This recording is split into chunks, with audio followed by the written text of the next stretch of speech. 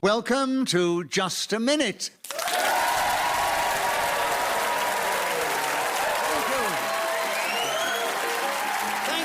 you. Hello, my name is Nicholas Parsons, and as the minute waltz fades away, once more it's my huge pleasure to welcome our many listeners, not only in this country, but throughout the world, and also to welcome to the programme four vibrant, distinguished, talented and humorous individuals who are going to play Just a Minute. And they are seated on my right, Paul Merton and Gyles Brandreth, and seated on my left, Julian, Clary and David Mitchell. Will you please welcome all four of them? Thank you.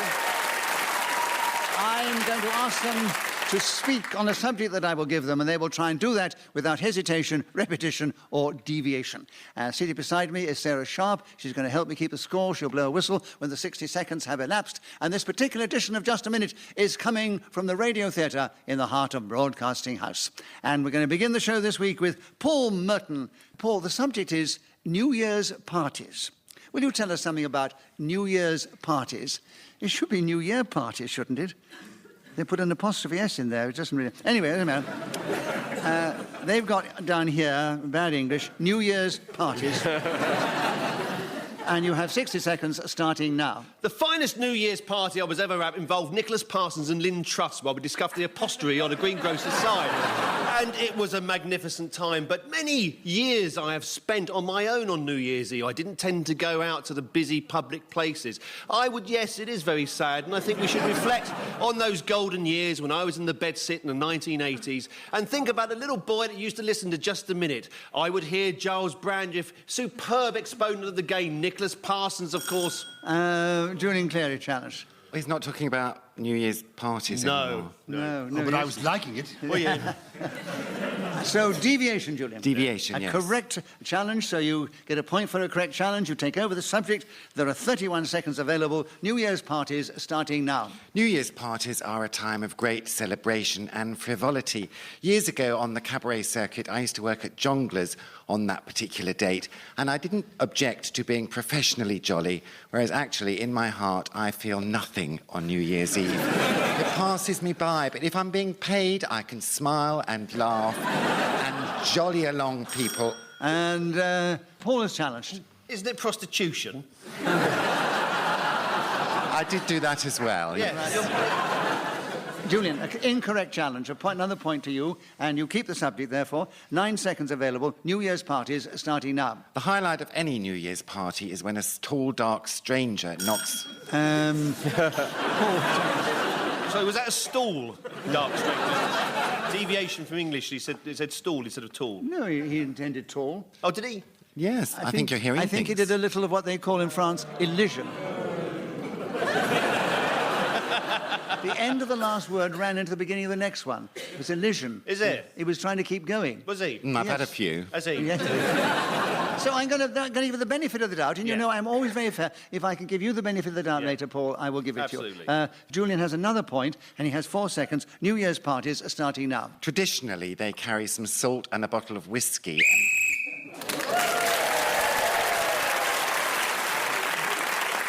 In this game, whoever is speaking when the whistle goes gains an extra point. And on this occasion, of course, it was Julian Clary, and so at the end of that round, he's the only one who's got any points. And Julian, it's your turn to begin the next round. The subject is my mood tonight. 60 seconds as usual, starting now.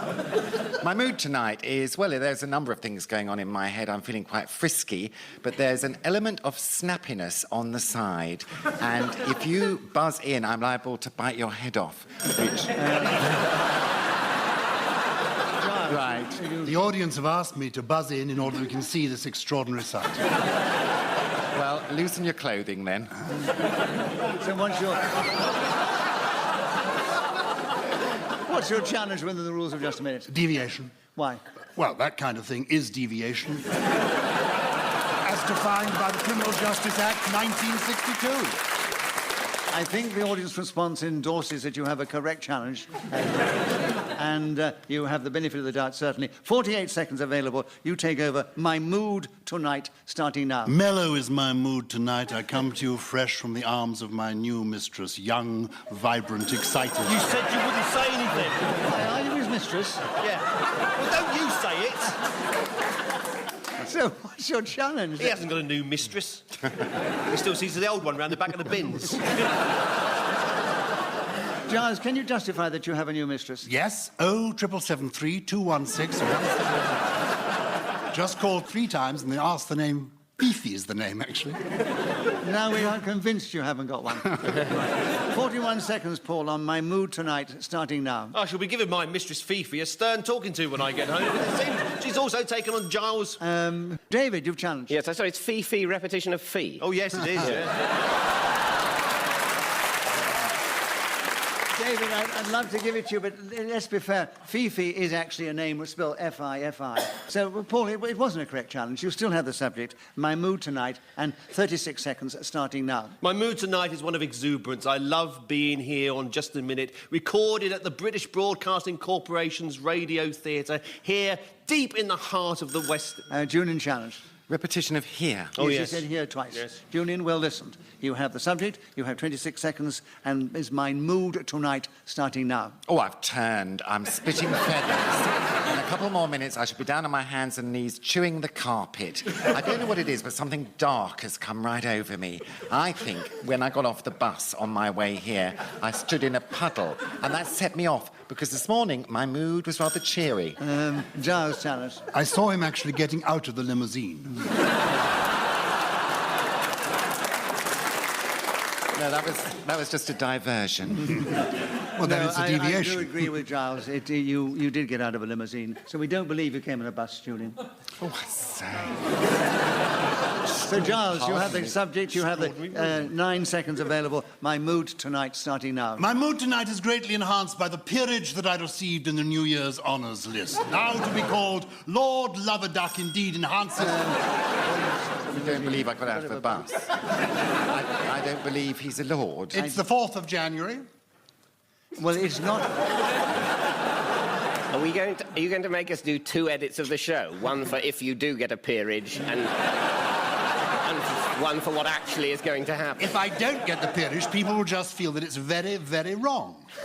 And that's repetition, Yeah. very. Right. Julian, you've gone in very cleverly with 1 second to go. Oh, 1 second. Ooh. My mood tonight starting now. I've come at the very...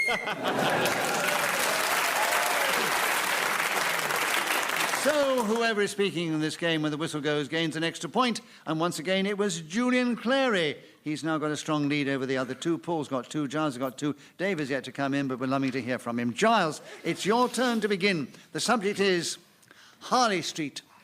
Will you tell us something about Harley Street in this game starting now? Ah, Harley Street. I was brought up in Marylebone and lived in a block of flats on Harley Street. Next door to us was a place where lived Huey Green. If opportunity had knocked at our particular neighbourhood, we would have found that, who knows? Paul challenge. Bit of hesitation. Yes, there was more than a bit of hesitation. Yes. So, Paul, you got the subject. Another point, of course. You have Harley Street. 46 seconds starting now. Harley Street, of course, is a place that's full of doctors, surgeons, various practitioners of the medical crafts. It also used to be the headquarters of British Equity, and when I tried to become a member of the Actors' Union back in about 1981, I was given short shrift by the man behind the desk, who said it's scum like you that gives this place a bad name. And there's plenty of actors who could do your job, don't you know? Why he was talking like somebody from 1940s Ealing comedies, I don't know. Julian, you challenge. A repetition of 19. Yes, 19. Blimey. Yes. Like that, is it? All right. Quite legitimate. Who's quite legitimate? Well, that is a legitimate challenge. Oh, it is, yeah. 19. Absolutely. And you know, is 19 seconds still available? Oh, my. Right, Julian, 19 seconds. Harley Street starting now. I go to Harley Street to get some Botox on my knees. They're worn out from all the wear and tear. And I wish I hadn't bothered because I can't tell what mood they're in now. Also, if I'm in... Giles challenge. Hesitation. There was a hesitation, Giles. You have the subject back. 8 seconds available. Harley Street starting now. In 1850, Florence Nightingale, whose name is an anagram for Flit-On Cheering Angel, opened at number 1 on Harley Street her emporium for thick gentlewomen. So Giles Brandreth, who's then speaking as a whistle when, gained that extra point. He's creeping up on Julian Clary. Oh. And just ahead of Paul Merton. And David Mitchell, we'd like you to begin the next round. And the subject is writing a book. Make a little note of it. Writing a book. You have 60 seconds, starting now. I'm supposed to be writing a book at some point because a publisher has very kindly given me a sum of money, which means now I have to. It's as if they've given me money and expected me to make some food. Oh, dear, yes, Giles. Money. Repetition of money. Money. Yes. Well, I'm obsessed, you know. So you've got writing a book, Giles. You've got 50 seconds, and you start now. My advice to David would be, don't worry if your job is small and your rewards are few. Remember that the mighty oak was once a nut like you. When it comes to writing a book, one must begin small and then grow into something magnificent. Nicholas Parsons and I have written many books. His have been read, mine, alas, have not. But nonetheless, I'm not bitter about this, not in the least bit at all. I think that writing is a matter of applying the seat of the pants to the base of the chair, getting out your pen at 8 in the morning and continuing as the muse brings into you... Paul, you challenge. No paper, then. Just the pen. Excuse me. The pen is to chew, the word processor... I do it on a screen. I don't... Do you scribble on your screen? No, I don't. So why do you want a pen, then? I want a pen to suck on. Have you not seen the great writers? They all suck on a pen. T.S. Eliot is never photographed without a nib in his mouth. Right. Anyway. Paul, Yes? he wasn't strictly deviating because he was Wasn't he? getting to the paper, I think. Oh, OK. So, anyway, but we love your interruption. Did you? You got a big reaction. So we're going to give you a bonus point for how that. lovely. And Giles gets a point because he was interrupted, and he has 19. There's 19? 19 again. 19. Yeah, it's very 19. funny. There's something 19 prophetic about seconds, this. yeah. It's You sure worrying it's me. not just got 19 written on it? 19 seconds, Giles. Writing a book starting now. I could have been writing the 19 Steps, but John Buchan has done something a little bit like that. So I'm writing a series of murder mysteries featuring Oscar Wilde as my detective, based on the true fact that Arthur Conan Doyle... David. Sorry, he's plugging. Is that deviation from not plugging? Capitalism on the show? Advertising, which is against... Against BBC regulations, isn't it? Particularly in the current climate. You could bring the corporation down, Giles. Now, I'm going to give you the benefit of the doubt on that one, David, and say that you have 8 seconds on writing a book starting now. So, as a result of my obsession with cash, I'm in a corner which they won't let me out of until I've produced thousands of words, and I don't know what... So, David Mitchell was then speaking as the whistle went, and he gained that extra point, and he's moved forward. He's still in 4th place, but he's moved forward. And the applause you got at the end justifies the fact that you are really popular here, David. And, Paul, we're back with you. We'd like you to begin the next round. Suspicious behaviour. 60 seconds starting now. The other day, I noticed the cat had bought a new hat. Then I saw a pearl-buttoned waistcoat that he was wearing. And I thought to myself, this is very mysterious and suspicious behaviour. Then I suddenly came home early one night and found the aforementioned pet in front of the television watching The X Factor. I knew then no evil could be greater than that which had possessed this poor feline. Giles, you've challenged. A couple of bits of hesitation and the Yes. word then 6 times. He did say then a few times, Yes, I did, I? It's a pity. I enjoyed it all. Yeah. It was absolutely surreal, but it was wonderful. Right, Giles, correct on then. Repetition, 34 seconds. Suspicious behaviour starting now. I am always suspicious of people who whisper when there really is no reason. They come towards you, lifting their collars and speak into your ear. That makes me incredibly nervous, especially if they're wearing red corduroy trousers and blazers with leather patches on. I don't like those sort of people, though I know that millions wearing this sort of apparel listen to this programme. And that's David. Is that repetition of people? Yes, Charles, you did repeat people. I know, I'm a man of the people. It's instinctive. David, much you bigger have word than you then. have another point. 50, Very big word, isn't it, people? 15 seconds, David, on suspicious behaviour starting now. I suppose you can be behaving suspiciously in 2 different ways. Either acting in a way that makes other people's...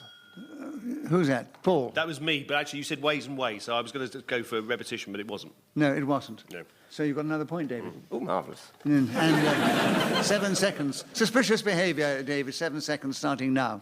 In the first instance, there are people behaving in a way that elicits suspicion in others. In the second, behaving... So David Mitchell was again speaking as a whistle went, gained an extra point for doing so, and he's not played the game as much as the others, but he's now gone ahead of Paul Merton. And Paul is trailing Gyles Brandreth, and he's 1 point behind Julian Clary, who is still our leader. And Julian, we're back with you. We'd like you to begin the next round. Oh, it's not really you, Julian. The subject is an icy stare. 60 seconds starting now. I was on the Royal Variety Show once, and during the line-up part at the after-show party, I found myself standing next to Cher, who fixed me with an icy stare. I thought, miserable cow. Turns out she just had a lot of work done, and she was unable to kind of smile in the normal fashion. David, you challenge. I think there was a bit of hesitation, because of Cher's icy stare. So It was also... God. No, I didn't hear any hesitation. Oh, all right. I didn't pick it up then. No, I think he was going... He had a nice little flow going, actually. No, lovely And- flow. Yeah. Yes. Sorry. Thank you very much. Sorry to Nicholas, to Julian, and to that booer.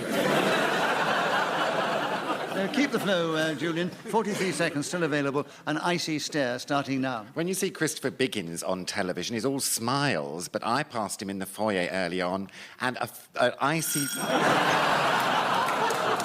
Gyles, yes. Hesitation. That was a hesitation, yes. Gonna boo that?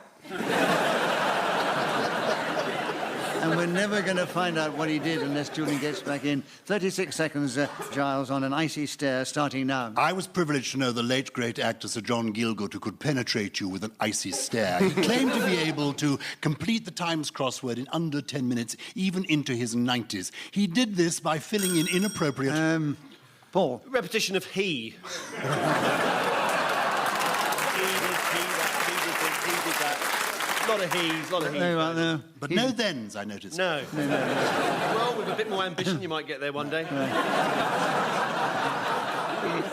He was getting back at you on the thens. Yeah, I wasn't but he's right. got you on the these, and Paul, you have the subject. 25 seconds, an icy stare starting now. The snowy step by the outdoor loo was always something our family feared. When it came down from the skies and landed there, with trepidation we would enter the backyard. And then we would see in front of us the ice hanging off this piece of metal that was placed in a way that almost encouraged you to place your foot upon it.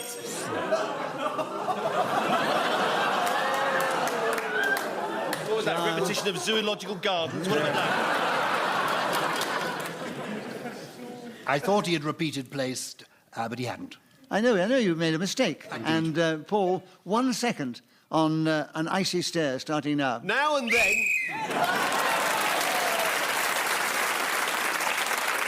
So Paul Merton was then speaking as a whistle when gained that extra point. He's moved forward. He's now just 1 point behind Gyles, who's 1 point behind Julian, and they're a couple of points ahead of David. And David, we're back with you to begin, and now it's quite a modern thing, planning a staycation. Can you tell us something about that in this game, starting now? I am planning a staycation because I find other countries threatening, I hate organising transport, and I love my flat. Filthy though it is, I intend to spend 3 weeks pretending that it's a hotel. I shall use a local Indian takeaway as room service. I'll get in and out of the bath a lot as if it's a swimming pool. I'll turn up the central heating and wander around in my swimming trunks and have a marvellous time looking at pictures of foreign countries without actually having to go there. Gyles, you challenge. Repetition of foreign countries. Yes, right at the beginning you did Yes, say foreign countries. Yes, I don't doubt it, although I was doing an innocent look. So. Gyles, you have 30 seconds. Tell us something about planning a staycation, starting now. I love the way that David Mitchell does it. I'm yearning to bring Broadstairs to my sitting room. I have bought a box of sand. I'm spreading it all over the carpet, and I'm... David, So I'm challenge. just worried he's got a box of sand in his living room.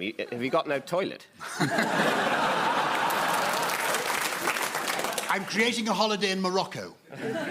No, he's trying to give us his fantasy idea of a holiday at home, as yours was a fantasy one as well. So, Gyles, benefit of the doubt, 20 seconds still available, planning a staycation starting now. I take a handkerchief, and in each of the four corners I tie a little knot. I pop it on my head, I get out my bucket and spade and my amusing little deck chair, and I sit there turning on the telly and watching lovely repeats of old films in which Nicholas Parsons pops up with the young Bob Monkhouse, playing that his father, which is slightly surprising. So Gyles, speaking as the whistle went, gained that extra point, and with others in the round, he's now back taken the lead. Paul, we'd like you to begin the next round. The subject is rush hour. Tell us something about rush hour in this game, starting now. Many years ago, when I was working at the Tooting Employment Office, I would indulge... Oh. Julian challenge. Well, hesitation, general Yes. breakdown. Julian, you have 56 seconds. Rush hour starting now. Rush hour is something that happens when you take a pill and about 20 minutes later, the rush arrives. It's not a feeling that I enjoy. It's also known... Gyles challenge. Curious that this rush hour takes place after only 20 minutes. Would that not be rush third of an hour? Is there a possibility of deviation here? No. We'll get to hear this 3 times, in which case, to get to the hour, it'll be repetition. I don't think he was deviating, so he kills as the subject. 47 seconds. Rush hour starting now. In the good old days, rush hour did actually last an hour, but now, of course, it begins at about 2:30, unless we're on a Friday, and then it begins at about 11 o'clock. Yes, Paul. Repetition begins. Begins, yes. Oh, yeah. You're beginning too much. 38 seconds for you, Paul. Rush hour starting now. I used to travel on the Northern Line during the rush hour. Morden, South Wimbledon, Collier's Wood, Tooting Broadway, ditto Beck, Clapham North, ditto Common, something similar south, Stockwell Oval, what? No. Repetition of ditto. Oh, really? Well, isn't that the idea of the game? I didn't hear him say ditto He twice. said ditto. I He did. say ditto. Oh, right. Well done. Well, very honest, Paul. 26 seconds. Rush hour starting now. I got to Oxford Street Tube Station in the rush hour. The sign said dogs must be carried on the escalator. It took me 40 minutes to find one. The nightmare nowadays of travel by public transport is simply horrendous. The intimacy... Paul challenge. He's challenged you Is twice. that your joke?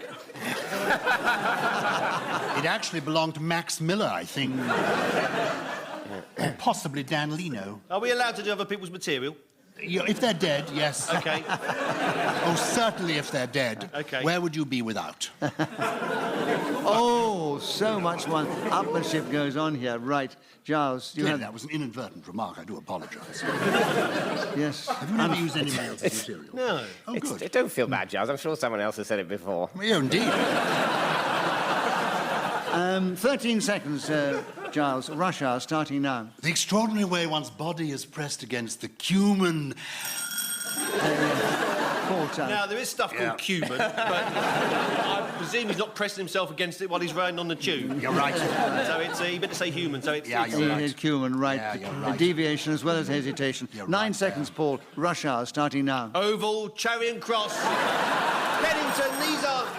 Julian challenge. Hesitation. There was a hesitation After Charing Cross. after Charing Well, Cross. you've got to decide which line you're on. You're going to go bank, you're going to go embankment. There was no hesitation. St Pancras isn't on that Northern Line I anyway. didn't say it was.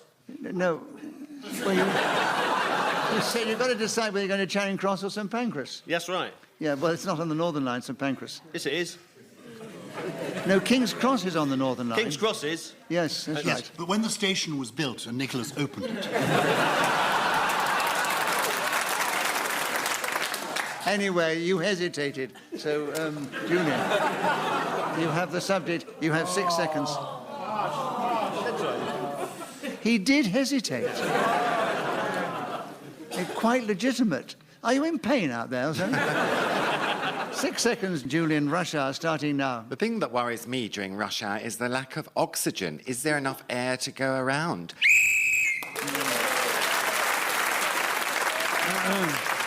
So Julian was then speaking as the whistle went, gained that extra point. He's now moved forward again. He's equal with Gyles Brandreth in the lead, and they're followed by Paul Merton and David Mitchell in that order. And we're moving into the final round. Julian, we're back with you to begin. And the subject is the latest craze. 60 seconds starting now. The latest craze is twittering, where you log on to a particular page on your computer and you get lots of chums who send you messages, but they have to be of a certain length and no longer. Otherwise, it can't be possible.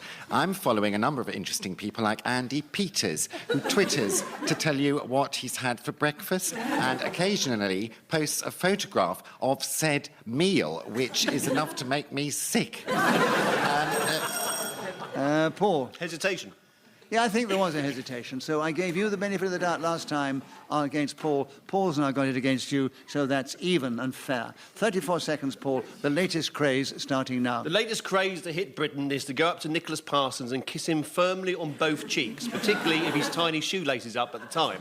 He is a wonderful chairman of this programme, and he is indeed... Julian, new challenge. Isn't that an old joke that you've used? Yes. We've established we're allowed to do other people's material. Just checking. Exactly. Right, just check it. So, Paul, you got another point because you were interrupted, and you have 23 seconds. The latest craze starting now. There was Ronnie, Reggie, and now Lionel Cray is the latest of the family to go into the criminal network that is South East London. He is a vicious criminal, and he... Gyles challenge. Criminal network and yes. criminal. Yes. There's a repetition of Repetition criminal. word criminal. Criminal, Yeah. yes, you're quite right there. 12 seconds, Gyles. The latest craze starting now. Scooters! Children whizzing along the pavement on these solo instruments with two wheels attached, and terrible when their parents do the same thing, climbing aboard these horrendous vehicles, causing death. So, Gyles was speaking as a whistle when gained that extra point now. And we give you the final situation. David Mitchell, who hasn't played the game quite as much as the others, came in a very strong and brilliant fourth place.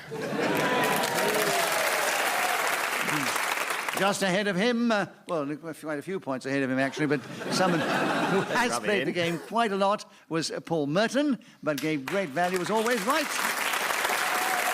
And then the man who held the lead until the final fence, which was Julian Clary, he was in second place, just behind Gyles Brandreth, 1 point ahead. So we say, Gyles, it's an even contest, but you come out on top as our winner this week. So it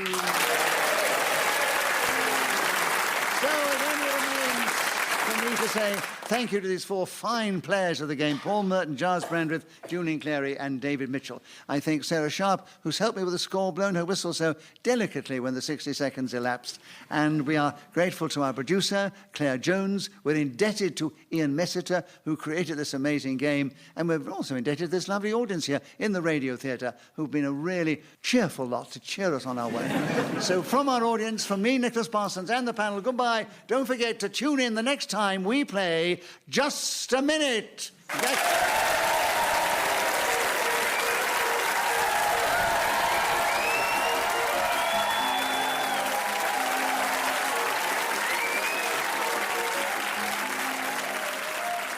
And we'll have another episode from that 2010 series at the same time next week. Welcome to Just a Minute.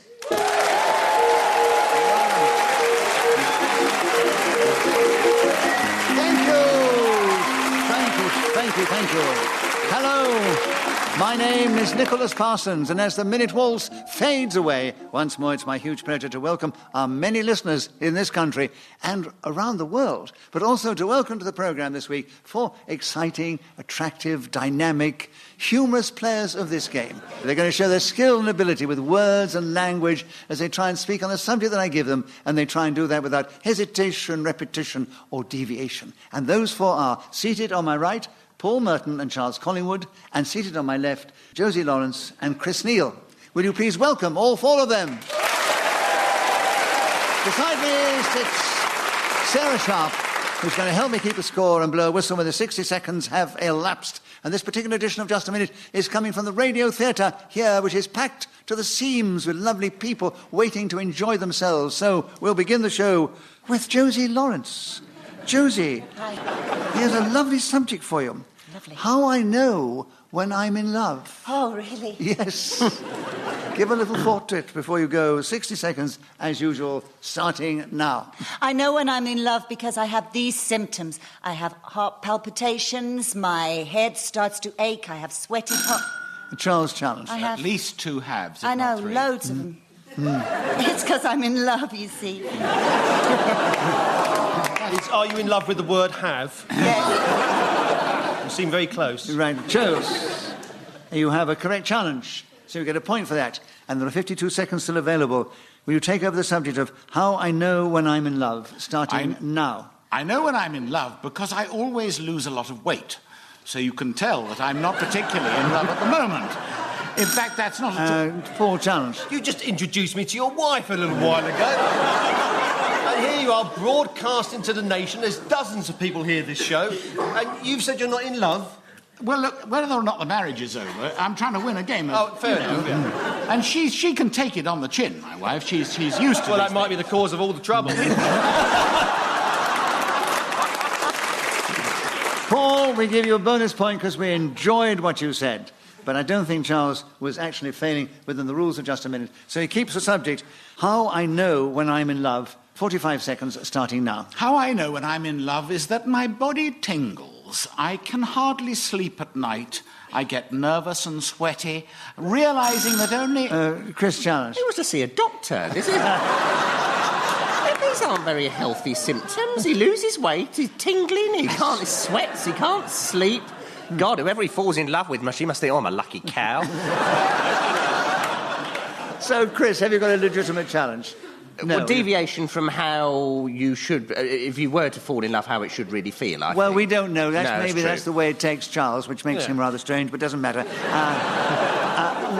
Chris, we did enjoy your interruption, so I'm going to do the same thing I did to Paul. Give you a bonus point for that. But, Charles, you weren't interrupted. You get a point. 36 seconds. How I know when I'm in love, starting now. I must point out I'm a very emotional person. And I know when I'm in love because I get this extraordinary gripping tenseness throughout my frame. And it... No, that's definitely a heart attack. That's... I mean, with all the other symptoms... You're definitely having a heart attack. This is one of the most insensitive rounds of this game I've ever played. He's insulted my wife. Well, I've insulted my wife. You've insulted your wife. And he's gone and highlighted it, and now everybody's interrupting me from all angles. I know. I'm not Charles. I understand those symptoms. Yes, and I'm going to be in love with you in just a minute. when you feel you're darling. falling in love, do you get shooting pains on the left side of your chest as well? That is another sign. Paul, we again enjoyed your interruption. Another point to you. Charles was interrupted. He gets a point. And there are 25 seconds available. How I know when I'm in love, Charles, starting now. How I know when I'm in love is when I look across a room and suddenly see a girl with beautiful eyes and big red lips, gorgeous teeth. Paul challenge. She's out of your league. I've never known such bitterness, Paul. No, it's comedy. I thought it was a hesitation myself. Paul, a correct challenge.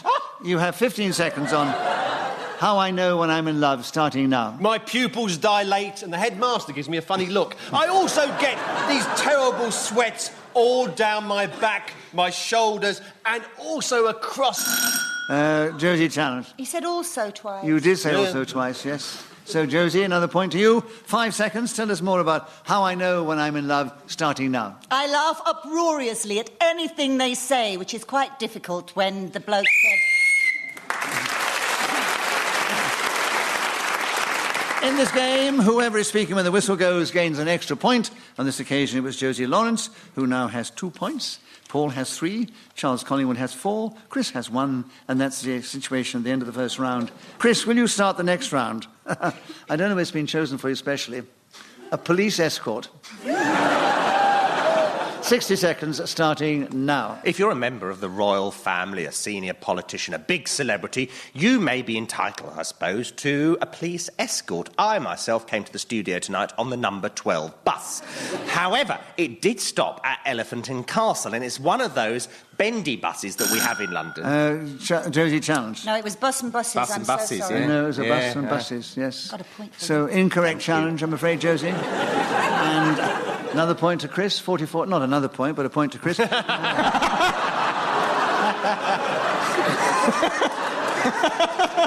Chris.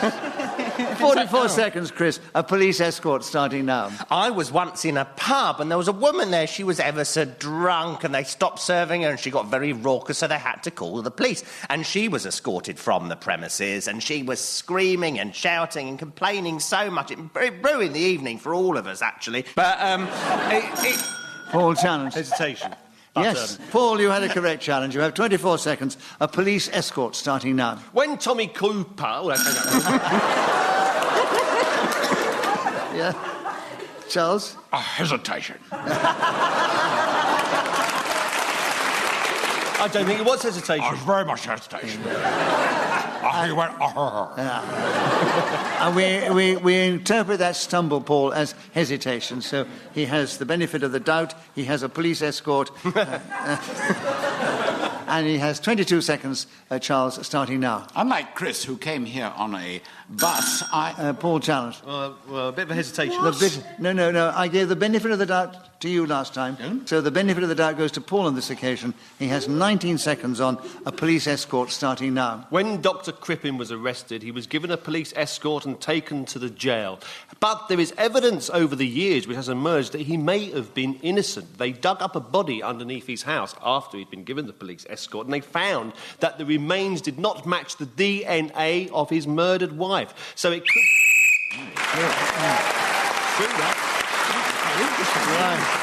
So Paul Merton was then speaking as a whistle when gained that extra point. He's now taking the lead, just one ahead of Charles Collingwood. And Charles, we'd like you to begin the next round. My battle strategy. I know you're very much into battles and wars and things like that. But tell us something about that subject in this game, starting now. My battle strategy is really to face the enemy full on. No going backwards for me. I'm ready to take the task to them. It's always been my motto. Stand up and fight for yourself. Because if you don't, there's nobody on your side. And I'm sure that all of you agree with me here. Now, you may notice that I'm beginning to... Chris, challenge. He's reading a script he delivered to Adam in The Archers.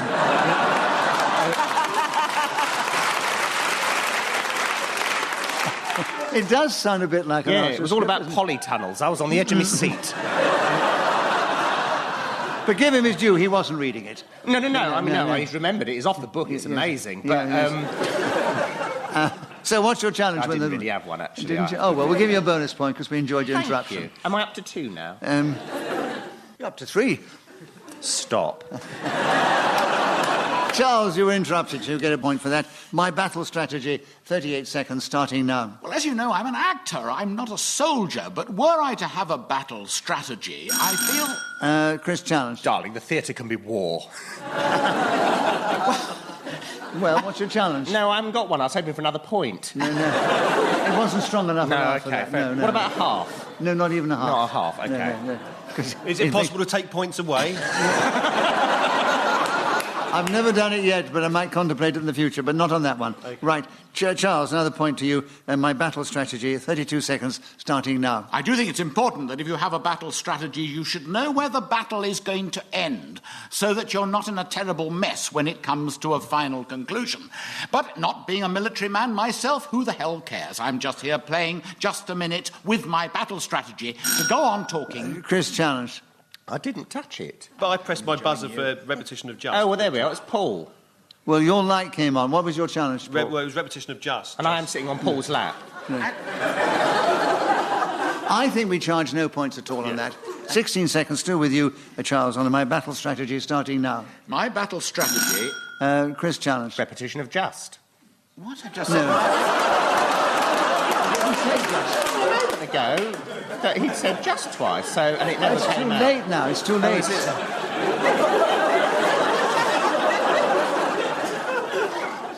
I don't think we can have retrospective challenges like that. Well, the show's been going for 40 years, so it makes it very difficult if we're going to be retrospectively challenged. As we enjoyed your interruption, Chris. Give you a bonus point because we enjoyed the interruption. Thank you. Charles was interrupted. He has 14 seconds. My battle strategy starting now. My battle strategy is beginning to wear a bit thin, I have to say. But I'm going to fight on until I see the... Chris challenged. Definitely said fight. He did say fight before. You were Well, fighting. that time he actually said defight. Defied. Defight. It's not repetition. It's deviation It's as well, deviation. right. Chris, you have you the subject. blame me? You had 8 seconds. My battle strategy is starting now. I'm absolutely terrible at the game of just a minute, so what I do is try and sneak in out of the side and get bonus points from Nicholas. Well, Chris, that was another legitimate point you got for speaking as the whistle went, and you're in a very strong second place, only 2 points behind Charles Collingwood. Paul, would you begin the next round? Walking on hot coals. 60 seconds are available, starting now. It's not as difficult as it might first appear. The secret to it is to do it rather quickly. So when you... Josie challenged. It quickly. No. Yes, you did repeat the word it. You did say it twice. Yeah, absolutely. And so, Josie, you got in there with 56 seconds. Walking on hot coals, starting now. Walking on hot coals is a way to accept your spirituality within the universe. My friend Tommy actually went to a yogic retreat in Bali and walked across hot coals. He said it was the most amazing experience, and it also got rid of his verrucas. I would like to try and walk across them because it helps you face your fear. They're not actually burning coals, you know, they're burning embers. And a lot...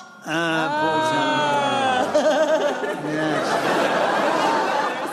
So, Paul, burning. Competition of burning, yes. And 31 seconds, walking on hot coals, starting now. If you go to parts of distant Peru, you will see the natives gathered around a ritual every Saturday evening where they switch on the magic boxes and watch Strictly Come Dancing. And this is accompanied by hot coal walking. If you place these... Chris challenged. Repetition of if you. Yes. Oh, was that too harsh? It is a bit. Okay, I retract it. I didn't hear anything. No, it is correct. It's correct, so we have to go with it. 14 seconds, Chris. Walking on hot coals, starting now. Walking on hot coals. Playing just a minute is like walking on hot coals, because you have to keep a speed up, otherwise you get done for hesitation. You can't divert from the path you're on, otherwise that counts as the... Paul challenge. Well, he's now talking about playing just a minute rather than walking on hot coals. He said you can't divert from the path you're on, but he has. No, he did start off by saying that playing just a minute is like walking on hot coals. So he was actually comparing this show to walking on hot coals. So I don't think it was deviation, Chris. 3 seconds, Chris. Walking on hot coals, starting now. Josie challenge. He said otherwise twice. That's a retrospective challenge. Josie, we have a challenge, and we have established that once a challenge has been accepted and taken, you can't go retrospectively again. No. So, Chris, you were interrupted again. You have another point. You have 2 seconds. Walking on hot coals, starting now. Walking on hot coals is something I really wouldn't want to do. So Chris Neill, who was complaining about the fact that he doesn't get into the lead in the show, has now taken a strong lead at the end of that round, having got points as well as one was speaking as the whistle went, ahead of Charles Collingwood, Paul Merton and Josie Lawrence in that order. Josie, we'd like you to start the next round. Sweet 16. Tell us something about that in this game, starting now. Oh, looking back 20 years ago to when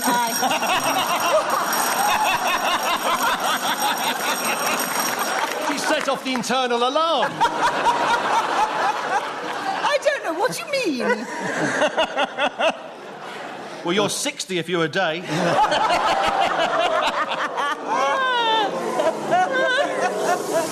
You don't think that's an exaggeration? Paul, what was your challenge within just I think numeracy. She's not 36. Yeah. Not for another 2 or 3 years. Right. If she finds a time machine and gets into it. Paul, you have 58 seconds on Sweet 16, starting now. I remember being Sweet 16, and it wasn't anything particularly sweet. It was a very nervous time. When you are an adolescent, there are all sorts of things happening to your body. Pimples erupt on your faces and bits and pieces. Chris challenge. When you're 16, pimples erupt on your faces. It wasn't just happening to me, it was happening to everyone. Well, I know, but you're talking very much about what was happening to you. So I felt my challenge was deviation. He doesn't have 2 faces. Chris, Oh, he come does. off it. Josie, what year were you born? 19... No, Chris, he was talking collectively. Oh, really? OK. 46 seconds, Paul. Sweet 16, starting now. It's a terribly difficult point in your existence when you look around at the other individuals at your school and you see that some of them are shooting up in height, I mean, rather than drug practice. And you hope that you will be a normal size. I am now 6'2", but when I was 16, I was actually only... Charles Challenge. Well, there were quite a lot of yous, and then there were 2 I was's. Yeah, sure. And, yes, right. I'm sorry to interrupt. That's all right. You let the Terribly yous good. go, but you didn't want the I was's to go. No. Right. No. 26 seconds, Charles, on Sweet 16s, starting now. I agree with Paul. I hated being 16, although I exuded confidence and great handsomeness to the girls. Charles, Paul Challenge. What happened? Just really touched my heart with that. Such a shame. Paul, what was your challenge? Was it Rudeness. No, I had no challenge within the rules of the game. What a pity, because there was a mistake he made, but doesn't matter. Yeah, I can't remember it. Charles has got the subject still, so that's a bonus to you, Charles. Yeah. Sweet 16, 18 seconds, starting now. Sweet 16, I don't think so. Although there were some gorgeous young fillies round where I lived, age 16. Paul Challenge. Well, I think interspecies arrangements... I mean, a lot goes on in the countryside, and I know there's been several storylines in the Archers, but I mean, I think I've made my point, Nicholas, haven't I? You have made your point, but not successfully enough. Oh, really? To give you the benefit. Because people do colloquially refer to pretty girls as fillies sometimes. Do they? Yes. Okay. Depends in which social circles you move, I suppose. Yes, but... That old horse face. Oh, if anybody called me a filly, I just can't tell you what I'd do to him. I know. Well, it's going to happen then, isn't it? Right, so 11 seconds. Sweet 16, Charles, starting now. At the age of sweet 16, I remember sitting in the back of the Odeon Cinema in Andover, looking for girls of a similar age to my... Chris Challenge. He said girls before. You looked at I girls said before, girls yes. an awful lot in my life, know, Chris, yes. you're quite right. So at least he's got off the horses. Was it just a phase you were going through? 5 seconds, Chris. Sweet 16, starting now. I do have quite a sweet tooth for floral gums, fruit pastels, gobstoppers, fizzy cola bottles. So, Chris Neill was then speaking as the whistle went. I get that extra point for doing so. And he has increased his lead at the end of that round. And Chris, we're actually back with you to begin. And the subject now is crossing a zebra. You have 60 seconds as usual. Shouldn't this be given to Charles? Crossing a zebra, Chris. 60 seconds, starting now. You should never cross a zebra. They've got the most awful tempers on them. They look nice with all their stripy fur, but actually, they are vile beasts. I got into an argument once with a zebra at London Zoo. He obviously didn't understand a word I was saying, and that's why I took umbrage, to be honest with you. I thought I could have a perfectly... Paul Challenge. Sorry, isn't it Ambridge? How dare you boo? How dare you boo Ambridge? Yes, Quite. exactly. No, it was a clever interruption, Paul. Not clever enough. So another shouldn't point do for you, puns, Chris. Crossing a zebra, and 42 seconds, starting now. If you cross a zebra with a leopard, you get one of those pictures out that if you look long enough... Oh, I can't just talking Paul rubbish. Challenge. Hesitation. That was hesitation, Paul. Tell us something about crossing a zebra, Paul. 36 seconds available, starting now. They say no two zebra skins are exactly alike. It's like human fingerprints. Oh. Josie Challenge. Oh, you were going for like and alike, Yeah. weren't you? You silly little filly.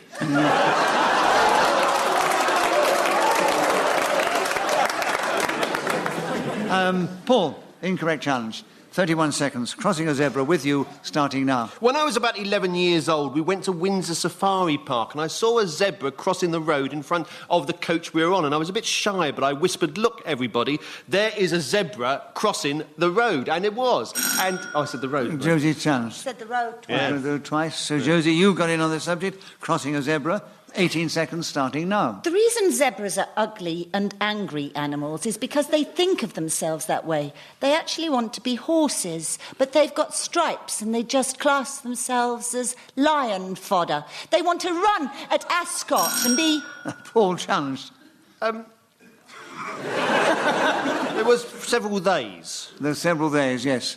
I think you thought it was rubbish, so you interrupted. But you couldn't. No. I can't believe with what you've heard tonight that particular statement was rubbish. But rubbish is fantasy, if fantasy is rubbish, it's interchangeable and it's enjoyable. But, Paul, correct challenge. You have 4 seconds on crossing a zebra, starting now. Zebras secretly want to be bus drivers. That's what makes them zebras.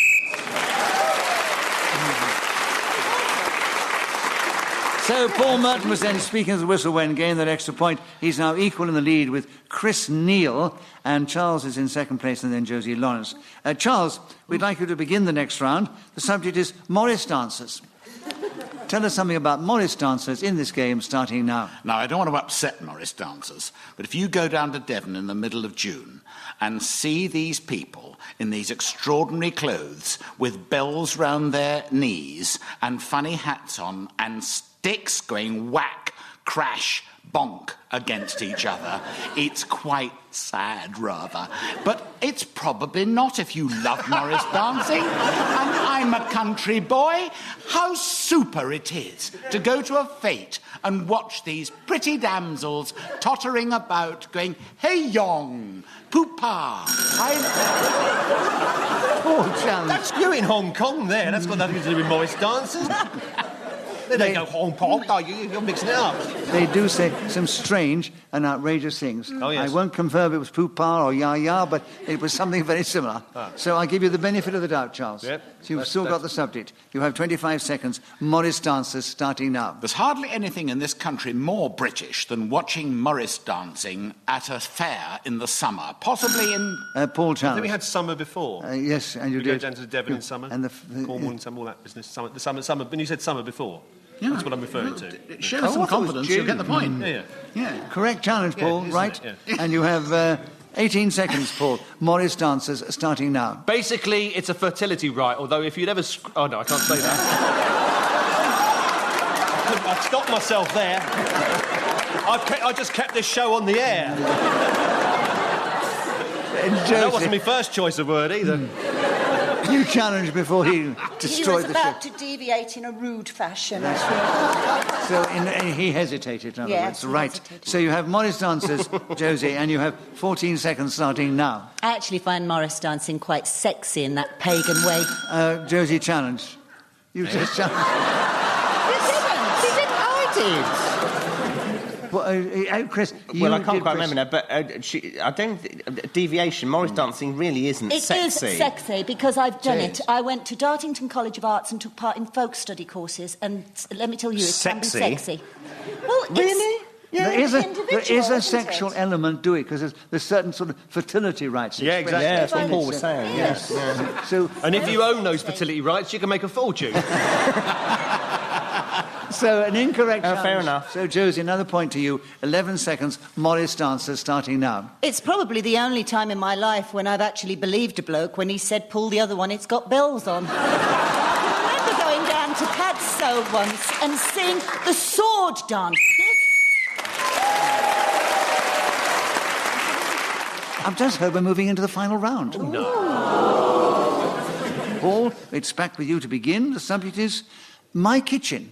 Tell us something about that in this game starting now. My kitchen is a wonderful testament to the god of food. I have a microwave, oven, fridge freezer, electric toaster, a kettle, and everything else you need, including saucepans, bowls, knives, forks, spoons, both metal and wooden. And when I find I have guests coming round, I say, you must enjoy the foods that I bring you from my magnificent table.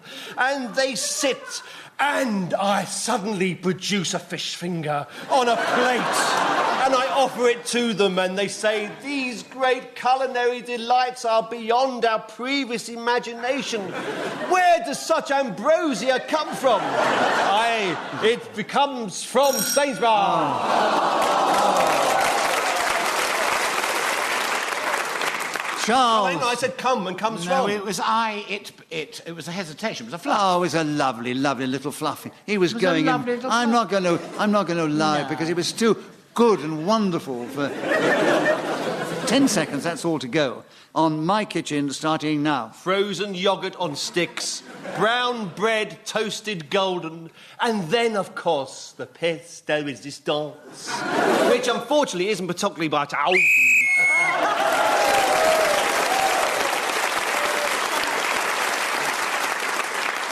So Paul Merton was then speaking as a whistle went, gained that extra point. Let me tell you that Josie Lawrence finished up in 4th place, but it's a contribution. Absolutely. Absolutely, my darling. It's the winning that matters, not the taking part. Charles Collingwood was in 3rd place. Chris was in 2nd place. Chris, and you were only 2 points behind our winner, who is Paul Merton. So congratulations, Paul. Well, we do hope you've enjoyed this edition of Just a Minute. It only remains to say thank you to these 4 fine players of the game, Paul Merton, Charles Collingwood, Josie Lawrence and Chris Neill. I think Sarah Sharp, who's helped me with the score, blown her whistle so delicately after the 60 seconds elapsed.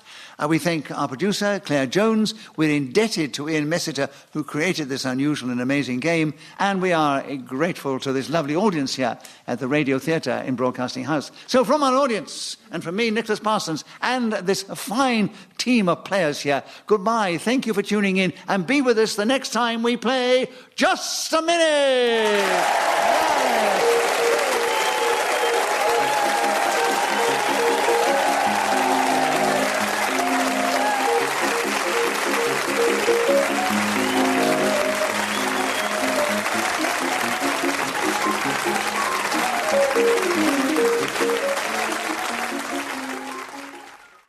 Welcome to Just a Minute.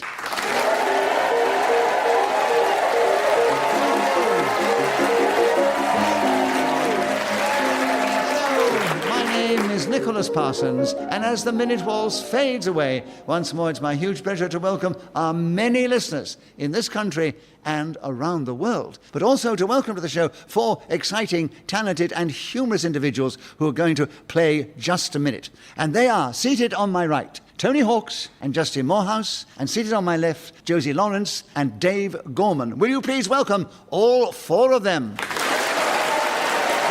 you. As usual, I'm going to ask them to speak on a subject that I will give them, and they will try and do that without hesitation, repetition, or deviation. Beside me sits Sarah Sharp, who's going to help me with the score. She's going to blow a whistle when the 60 seconds have elapsed. And this particular edition of Just a Minute is coming from the University of Derby.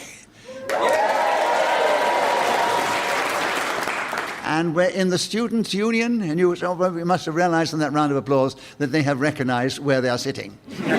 So let us begin the show with Tony Hawkes. Tony, how to spot a mature student? Tony, there are 60 seconds as usual, and your time starts now. Probably the best way to spot a mature student is to sign up for a mature student...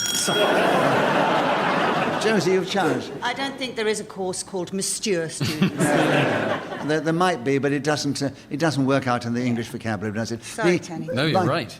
Josie, I do think that's deviation from the English language as we understand it, so you get a point for a correct challenge, and you take over the subject of how to spot a mature student, and you have 54 seconds starting now. How can you spot a mature student? Well, a mature student usually has a beard, leather patches on their jacket, and the men normally have sort of very bushy eyebrows and know a lot about a lot of things.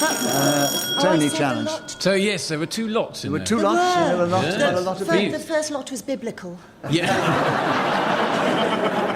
I think it almost deserves a bonus point for a repartee of Yes. biblical remark. Why not? Let's give Josie a bonus Yes. point for her comment there. But Tony, you had a correct challenge. You get a point for that, of course. And there are 38 seconds still available, Tony, starting now. You could sign up for a mature student safari. What happens is you get a camouflaged van... Justin, you challenged. I challenged for He didn't say it right either. No, Tony, something's slipping. Did you have a drink before you started the show? I didn't. I should have had You one, should have I done, think, yes. Right, so Justin, yes, deviation from English, as we understand it. 32 seconds are still available. You have a point, of course, and you start now. You can spot a mature student in Derby very easily. Those are the ones without debt. Josie, you challenged. Yes, hesitation. Was a hesitation. Yes, he played for a laugh and didn't get it. This time, yeah. So, Josie, a correct challenge. Another point to you. 26 seconds available. How to spot a mature student starting now. Mature students have an air about them, a certain charisma. They're usually over 25, and that's considered very... Justin? Yes, Justin, your challenge? Hesitation. Yes, she immediately got it back again. Gosh, we're getting a lot of challenges in the first round. 18 seconds are now available for you, Justin, on how to spot a mature student starting now. I think it's disgraceful to spot a mature student. Just because they're over the age of 25, you shouldn't daub them with paint. Let them learn. Let them contribute to... Tony, challenge. To let them. Let them. Tony, another correct challenge. 11 seconds. How to spot a mature student. 11 seconds starting now. Walk up the aisles of the university. Justin. What's the matter, Justin? Now, I'm a big fat lad from up north. I don't know much about universities, but they don't have aisles. We're deviating from university church. Walk up the aisles of the university chapel. I mean, people refer to a corridor or a parting in there's an aisle in the theatre. You have aisles all over the place. Yeah. So therefore, he wasn't deviating. You look as if you're very... I'm sorry, audience, I'm making the judgments. And that actually is a correct interpretation. So, Tony, it was an incorrect challenge. You have another point, and you have 7 seconds. How to spot a mature student starting now. I'm not so sure that a mature student has to be over 25. You could be younger than that, but display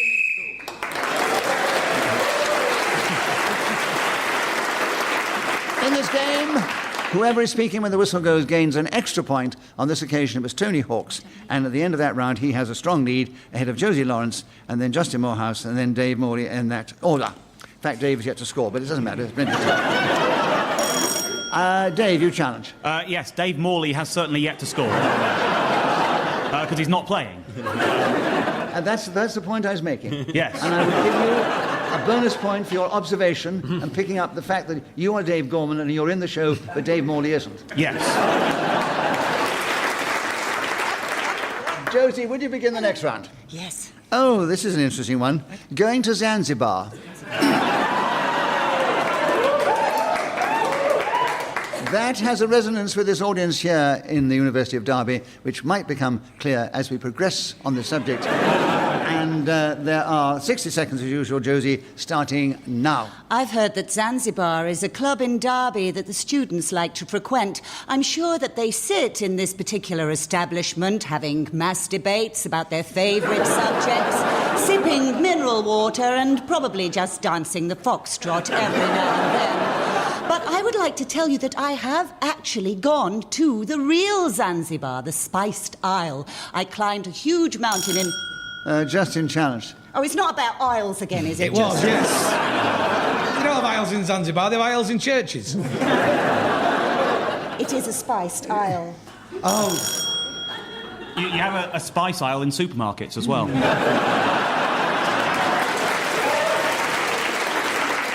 It's one of the Spice Islands, and it's often referred to as a Spice Isle as well. I didn't know that. See, I'm at university and already I'm learning.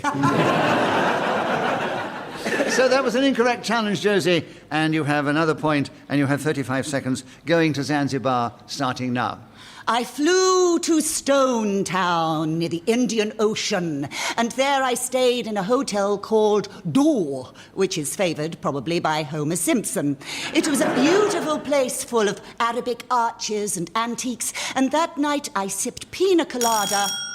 Dave Gorman challenge. I think it's a repetition of sipped. Weren't they sipped mineral water earlier in the Zanzibar? They were sipping. Were they sipping, or did they sip? No, they were sipping and sipped. I thought it was sipped earlier. I apologise. You had it in the present tense first time. They went to Zanzibar and they were sipping. Okay, I take it. And she, when she went back to Zanzibar, the real place, Josie, how are they spelling the Hotel Door?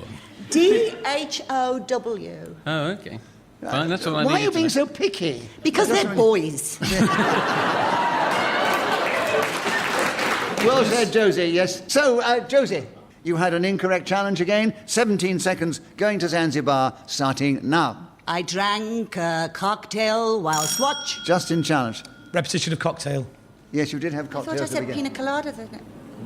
No, I didn't. No, darling, you didn't. You did say cocktails. It's all right, it's all You right. mentioned pina colada and cocktails. Oh, you're quite right, I I did. Yes, yes. I have to listen very carefully. I know. 14 seconds. Justin! At last you've got in. The subject is Isles, and... the subject is going to Zanzibar. 14 seconds, starting now. I'll never forget the time I went to Zanzibar, the student pub down here in Derby. It was a fantastic evening. I was doing a gig to people born after I was left school. Josie. After I was left school, he just... Hesitation. Hesitated. So hesitation. Oh, you've got in with 4 seconds to go, Josie. On going to Zanzibar, starting now. Zanzibar, I watch your sunset over the beautiful...